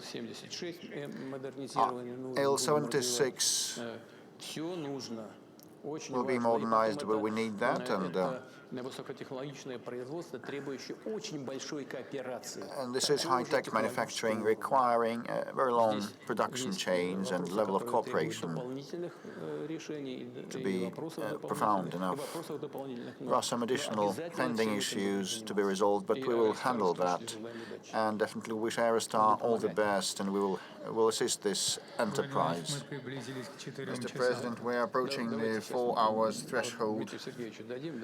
Let's give the floor to Mr. Peskov. We are now nearing the 4 hours of live broadcast, and it's kind of record-setting time. So I suggest we should round off and wind up. There'll be just a set of quick-fire questions, just a quick-fire one. In hundreds of years, school children will study this time, this epoch. What would you place in the time capsule for that to describe or depict our era? To stand for this era. Well, I think that all of us think about the future of their children and grandchildren and the future of our country. I also do. I know what I should be telling. Probably several things in a row. Well, I'll try my best. We'll take a pen and we jot down us living in Russia in this incessant, infinite flux of time in the 20th and the 21st century, received everything done by our predecessors with gratitude, by our ancestors with gratitude. We lived as everybody at all times with our routine needs, but we were not at a standstill. We made headway, we struggled, we worked, we fought, and we tried to resolve the issues that our time, our epochs set forth ahead of us, in front of us. And we thought about our time and about future and about you. And if you're holding our message right now, that means that you also feel yourselves being part of our joint, shared, infinite flux of time, our common shared flux of time. And you are aware of the connection of times, and this is very important. Congratulations. That means that we also, as we worked and struggled, did not live our lives in vain, and we succeeded in many respects, and we wish you to be blessed with luck always and be happy. And your kids and grandchildren and grand-grandchildren be proud of you as we are proud of our fathers, grandfathers and grand-grandfathers. Full stop.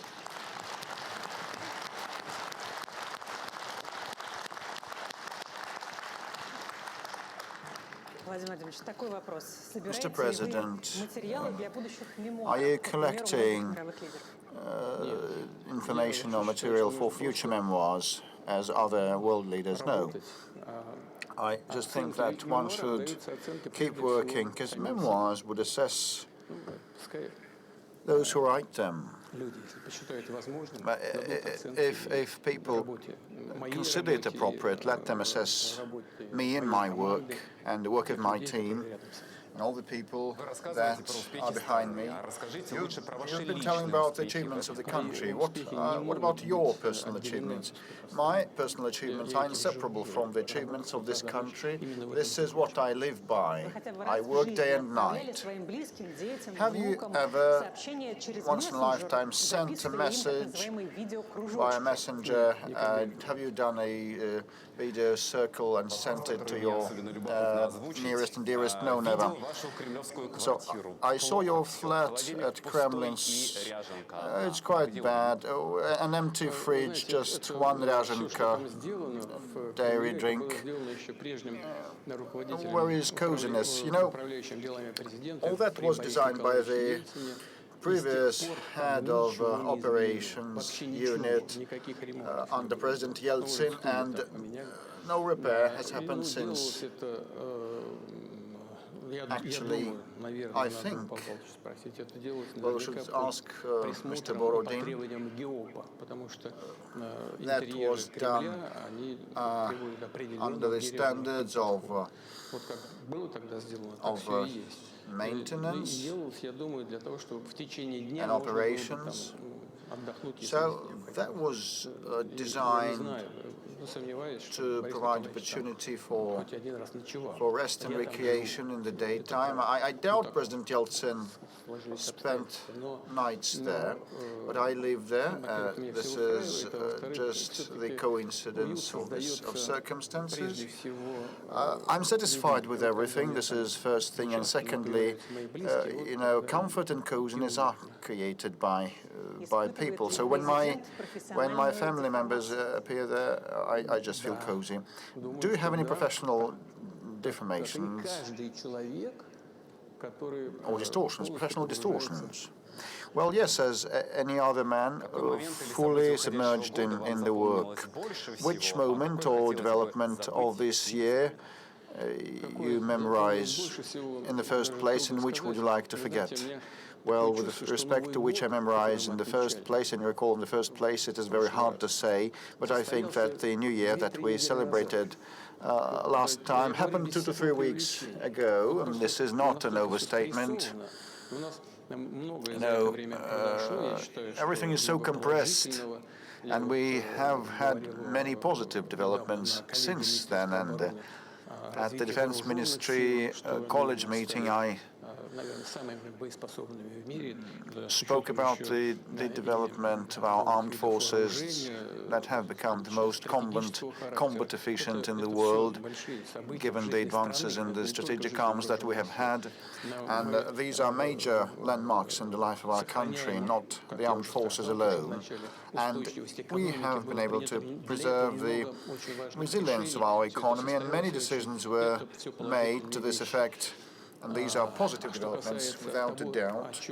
And speaking about what I'd like to forget, well, I have my own view on that. If you want to forget something, that means that there was a failure, or you did something in a bad way, and you should not forget that. You should rectify your mistakes and correct your mistakes and make conclusions. Which trait of your character you dislike? Is there one? Well, listen. Oh, people just wonder. I'll try to respond. Well, my life is, you know, absolutely conspicuous in front of the cameras, and speaking what I like and what I dislike in myself would give rise to rumors and idle prattle. And do you have a true faithful friend? What is true friendship? It's a matter of notions. In the first instance, true friendship means mercilessness. признать, что And в моем in my положении, когда человек находится, то большое in my искушение situation, для you know, тех, кто со мной a person, общается, some people around me вот так или иначе к этому are прикоснуться. Но я могу tempted to try to все-таки с уверенностью сказать, lay their hand on люди, that, которых я and считаю I своими can друзьями, а такие есть, они ведут state себя with очень affirm that those people whom I believe to be my friends, and I have such people, believe in a very reserved way, and I'm not ashamed of them. What motivates you and makes you move forward, and what keeps you in high spirits? What motivates me and makes me move on? It's about the trust of people. And слышу некоторые вещи, которые when I hear some раньше звучали, things, некоторые так звучат, знаете, прямо, комок в горле. И это, конечно, мотивирует. well, some of the things sound in a jarring way, and others are inspiring, and they are И вера в будущее. motivating. The confidence and faith in the future of Russia, which is what prevents me from losing heart. What is the best thing for a boy aged 13? Excel at studies, or love of fatherland or motherland, or anything else? Well, he should love his mother, first of all, and this is not an irony. I once again would turn to Naran. Обсуждали, когда He needn't speak up. I will say everything for him. раньше еще, после его доклада, прямо We had a discussion the day before yesterday when I invited him to come to the Kremlin, and previously when he had made a report, I had asked colleagues бытового характера. to ask what outstanding issues are there, including some Контачим с кем-то, тем более, что с ребятами на линии routine things and надо постараться бытовые-то вопросы порешать. day-to-day life-related things. And we talked with Она him, меня простит. and Naran may forgive me. I think he'll forgive me. Чего попросил? I just asked him, what would you like? And he responded, my mom is elderly and she Помогите маме. has some health conditions and problems. Will you please help my mother? Смотрите, такое отношение к маме And such an attitude towards это one's не просто mother отношение is not человека к другому. merely an attitude of one person to another person. It's a mindset, a mentality. So people with this attitude become heroes of Russia.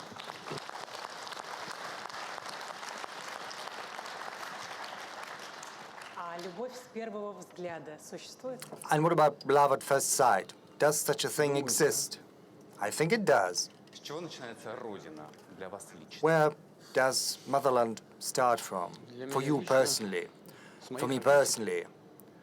Well, it starts with my parents. Человеку надо обязательно во что-то верить. Man certainly needs to believe in something. What do you believe in? And God Almighty, who is with us, Не оставит Россию. and who'll never forsake Russia. Число обращений перевалило за 3 The number of messages has exceeded 3 million, which is unprecedented. So the last question, what will Russia look like in 200 years? Will it exist even? Это Well, 200 years. не знаю, как это получилось.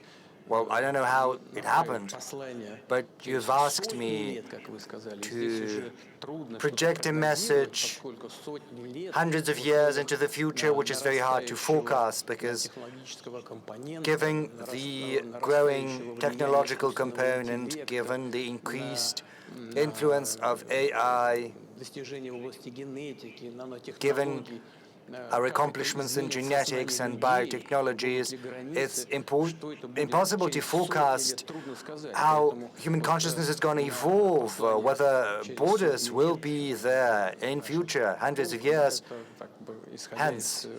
So it's kind of a message from us to our descendants.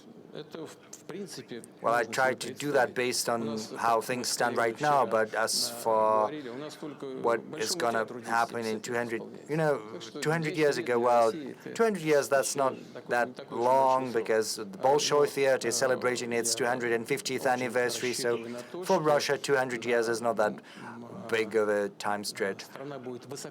I'm hopeful that the country will be highly educated. And this high level of education of our citizens is going to serve as a foundation for high technological development.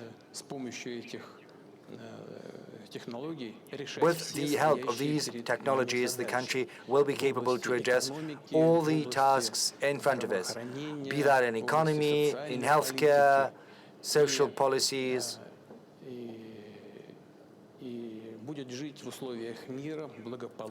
It'll be living in peace, prosperity, having built ties with other countries on the basis of mutual respect between itself and its partners and all the actors of international environment. Thank you. Well, yes, just a moment. I promise this is not the end.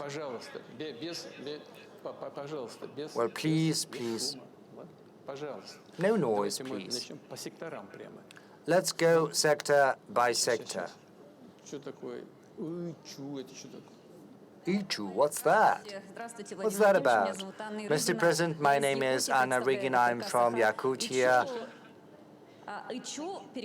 Ichu is translated from Yakutian as it's cold. We know that Yakutia is a cold place, but we have very warm hearts, and you know that better than anyone. So my question to you is as follows, Mr. President. I'm terribly nervous. I've been waiting for this chance to ask my question. In the Arctic, in Yakutia, the electricity tariff for hospitals, schools and other social facilities has grown 10 times over the last 4 years, from 5 to 50 rubles per kilowatt hour, which is an enormous burden, given the fact that the efficiency is not growing at all. I'm terribly... No. Take it easy. Go ahead. But unfortunately, there is a high level of incidents, and you know that in the Arctic, in the north, an accident is almost a catastrophe. So is it possible to add the special allowance to us, which used to be in place in the Russian high north and the Far East? You've been to Yakutia.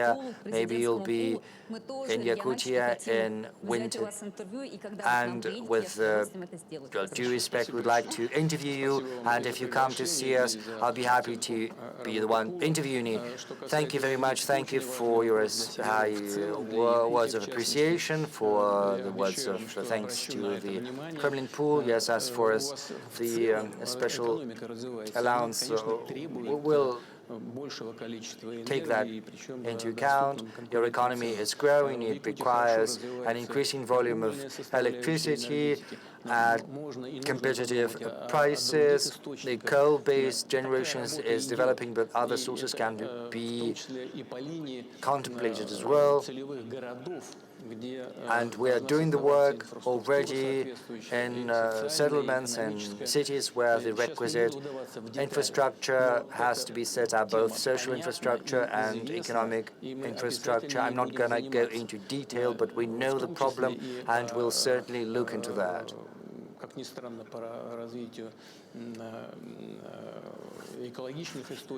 We'll work on green sources of energy without forgetting, however, either gas-based generation or oil-based generation. Another, fuel oil, of course, is not that efficient as a source of energy, but we'll certainly use different sources of energy, and will also increase the capacity of the grid. We'll certainly keep Yakutia in mind, because Yakutia is the treasure trove of mineral wealth, which still waits its hour to be extracted. Rest assured. And I've jotted it down. We'll look into that. Artificial intelligence. I think that's relevant. Go ahead, please. Good afternoon, Mr. President. 360 TV channel, Regina Orekova. You've spoken about AI today, and you said it will not allow Russia's dependence on foreign neural networks. Does it mean that ChatGPT and other foreign neural networks are going to be prohibited? Is there going to be a special type of regulation in the field? And second question, if you'll allow that, you said that love at first sight exists. Mr. President, are you in love? Yes, I am. That's the answer to the second part of your question. Whereas the first part of your question is concerned, I can tell you that we're not going to prohibit anything. There is Russian legislation. If there are certain violations of the legislation, then restrictions are put in place, but we're not going to introduce any bans or anything like that. Tomsk, please. Yes, please, go ahead.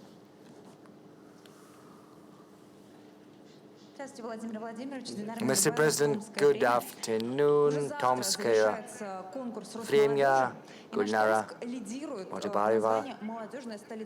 Tomsk is Russia's youth capital. I'd like to use this time on air. Those who have not yet voted on our city, please vote, because every seventh person who lives in Tomsk is a student, so a round of applause for Tomsk, please.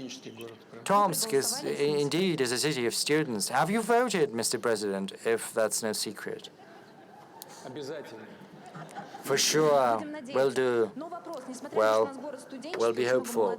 Well, even though we've got lots of young people, still we are lacking in blue collars, we are lacking in seamstresses, drivers, and a number of other blue-collar jobs. Mr. President, is the government doing anything to rebuild the prestige of blue-collar work? And what about AI? Maybe we don't need seamstresses or drivers because AI is going to supplant those.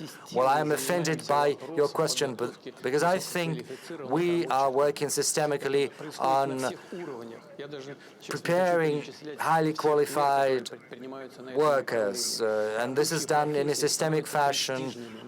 The worker profession is becoming very prestigious. It's becoming increasingly complicated and sophisticated, and that's why you can get that in vocational training. We've got also specialized education. We are going to hold competitions. We'll increase the quality of education. We will fuse internship with education. We'll try to engage businesses. Incidentally, they are the ones who are most interested in young professionals coming to work for them, and they've jumped on this bandwagon a long time ago, trying to attract young professionals. There's a whole set of measures, a whole range of those, and we'll only expand them. Unfortunately, we're getting breaking news. This is very important for one of those who is here. TASS is reporting that the girlfriend of Kirill Bazhenev has agreed to your proposal. She'll marry you.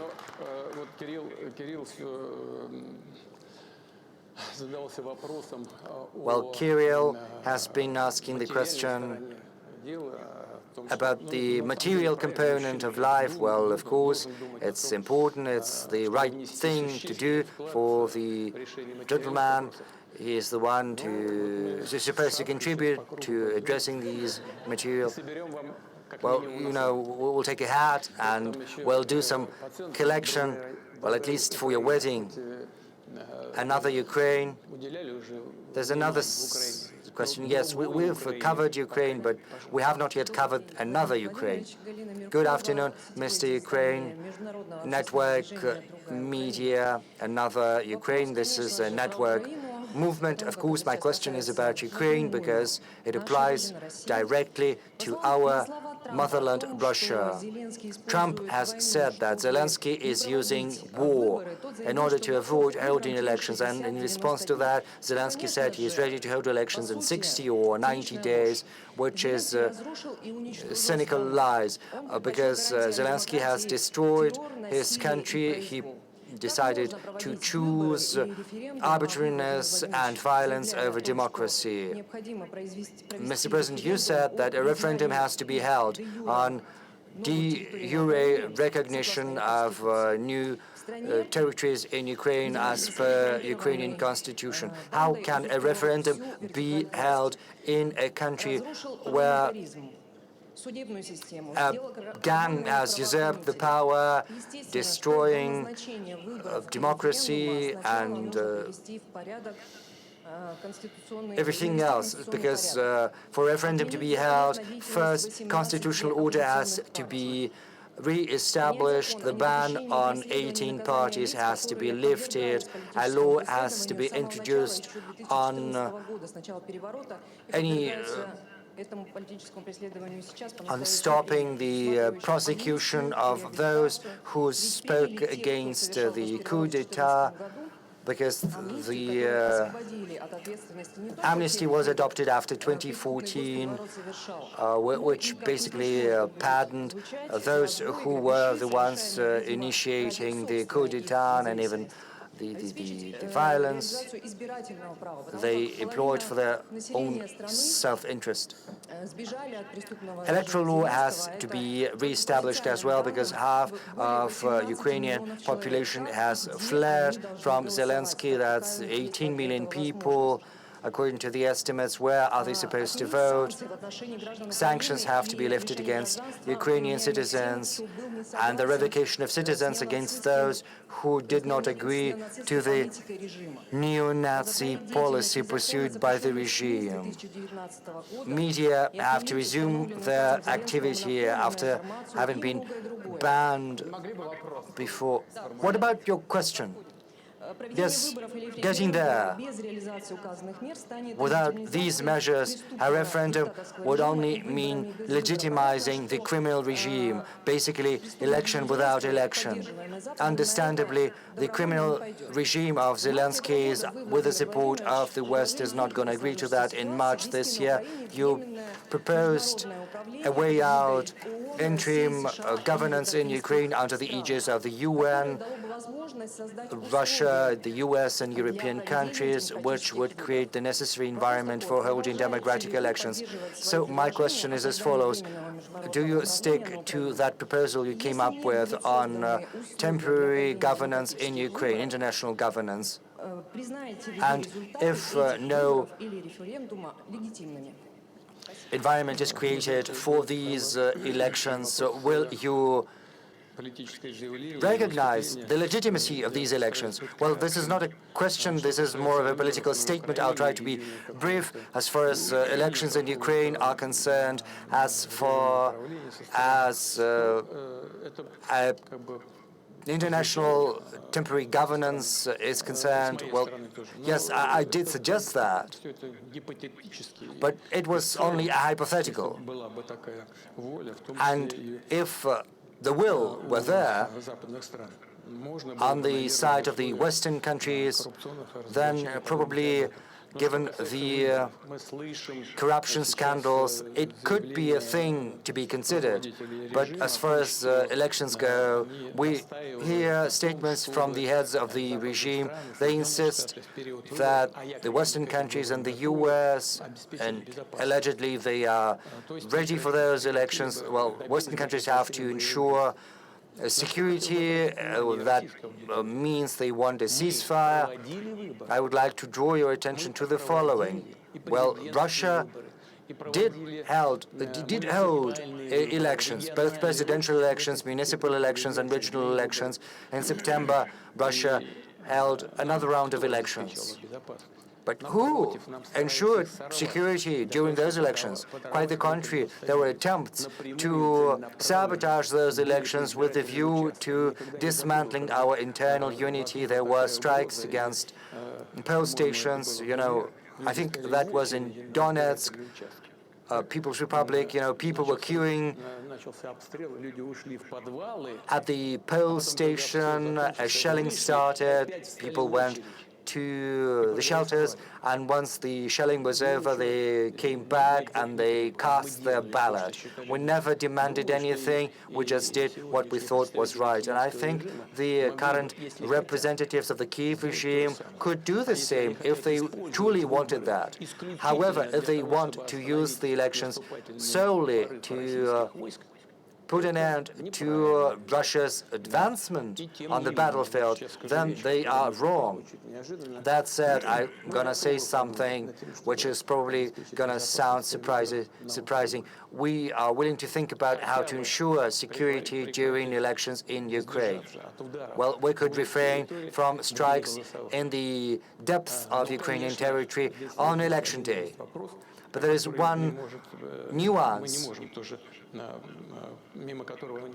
which we cannot circumvent, namely, in the territory of Russia there are millions of Ukrainian citizens living from 5 million to 10 million, and they are entitled to vote. And if elections were to be held, we have the right to demand that those who organize these elections should provide the right to cast their ballot to those Ukrainians who are currently residing in the territory of the Russian Federation. There are other nuances that have to be studied laboriously, but this is no idle matter. I do agree that the authorities in Ukraine sooner or later have to become legitimate, and that is impossible without elections. Let's move to this sector, Siberia.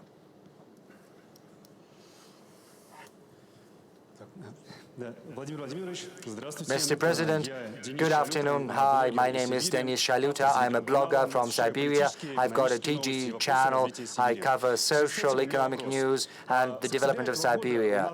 Since October this year, there are rumors circulating around the establishment of a cluster for deep processing of rare earths and non-ferrous metals. Do you think this is the best solution to provide our economy with critical metals and to relaunch Russia's industrialization? Because the prospects are enormous, they're huge. There is a will at the level of the Russian government to complete this project. This is a very interesting project.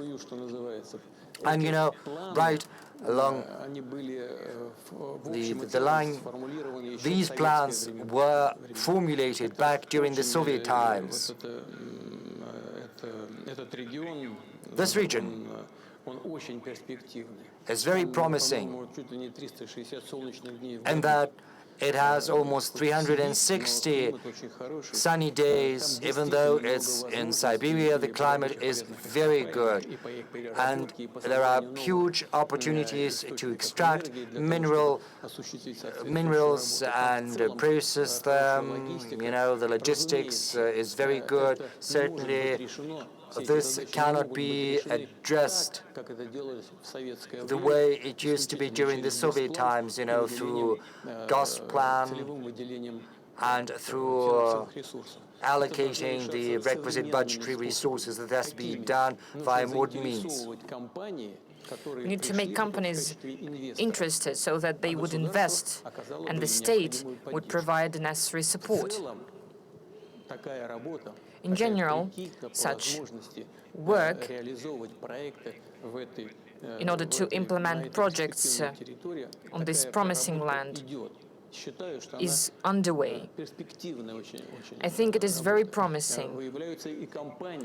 We are finding investors, potential companies that could invest, and we need to support them, provide the necessary benefits and services, create logistics as well as the sources for power generation, so on and so forth. I'm not going to give the whole list because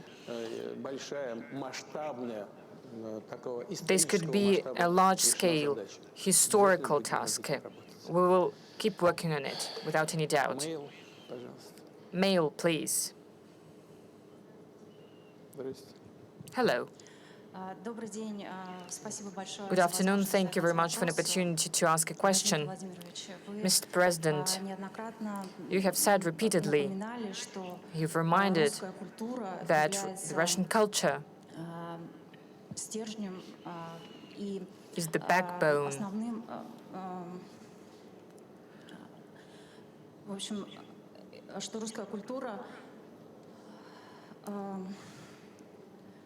является основным, простите. I'm sorry about that. Just don't worry. Well, you say that this is the basis for the development of society. It's important to preserve historical memory and the cultural diversity of Russian peoples. What are the cultural projects and initiatives are priority for you personally? And will Russia protect the Russian-speaking people abroad? You spoke about prioritizing. Yes, I spoke about prioritizing the cultural projects. And will Russia protect Russian-speaking people and the Russian language abroad? And the question is, will there be created a program in Russia, a program for people that will be specializing on fighting information war being waged against us by the West? Are we going to create a specialty that will be program for specialists concerning information wars? The next question is about the prestige of the work of teachers. Well, regarding the protection of our compatriots abroad, of course we'll work on that, and we're working on it. We'll keep doing that. What I would like to draw attention to is what we're going to do about that. We need to do everything not to make the situation of our compatriots even worse, so we need to be very careful without using aggressive means. As for training information wars experts, well, it's not really combinable. As for the war experts, we have such. We'll keep training them, given that this is the part of improving armed forces. As for the work with the compatriots, in total, this work is underway. We'll continue it.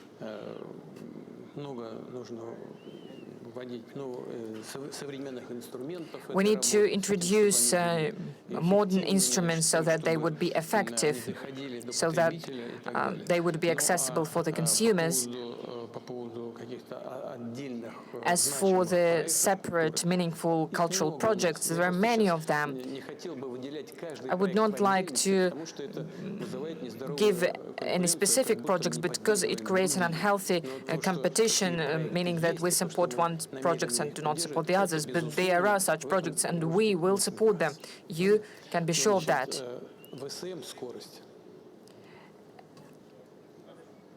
VSM Scorist, please. Hello. It was the poster was held by a young man because I'm really was tired. I'm from Tatarstan Republic. My colleague from Kazan had already asked a question. Thank you very much for M12. It's really easy to travel from Moscow to Kazan with children, with family, but we always want something more. Well, you understand by my poster, there are a high-speed highway. Is there any chance that our children would use it? Are you speaking about the high-speed railway? Yes. Yes, we are already working on design. For instance, St. Petersburg-Moscow railway, and we're also going to implement the Moscow-Kazan project. Thank you very much for our joint work. Thank you.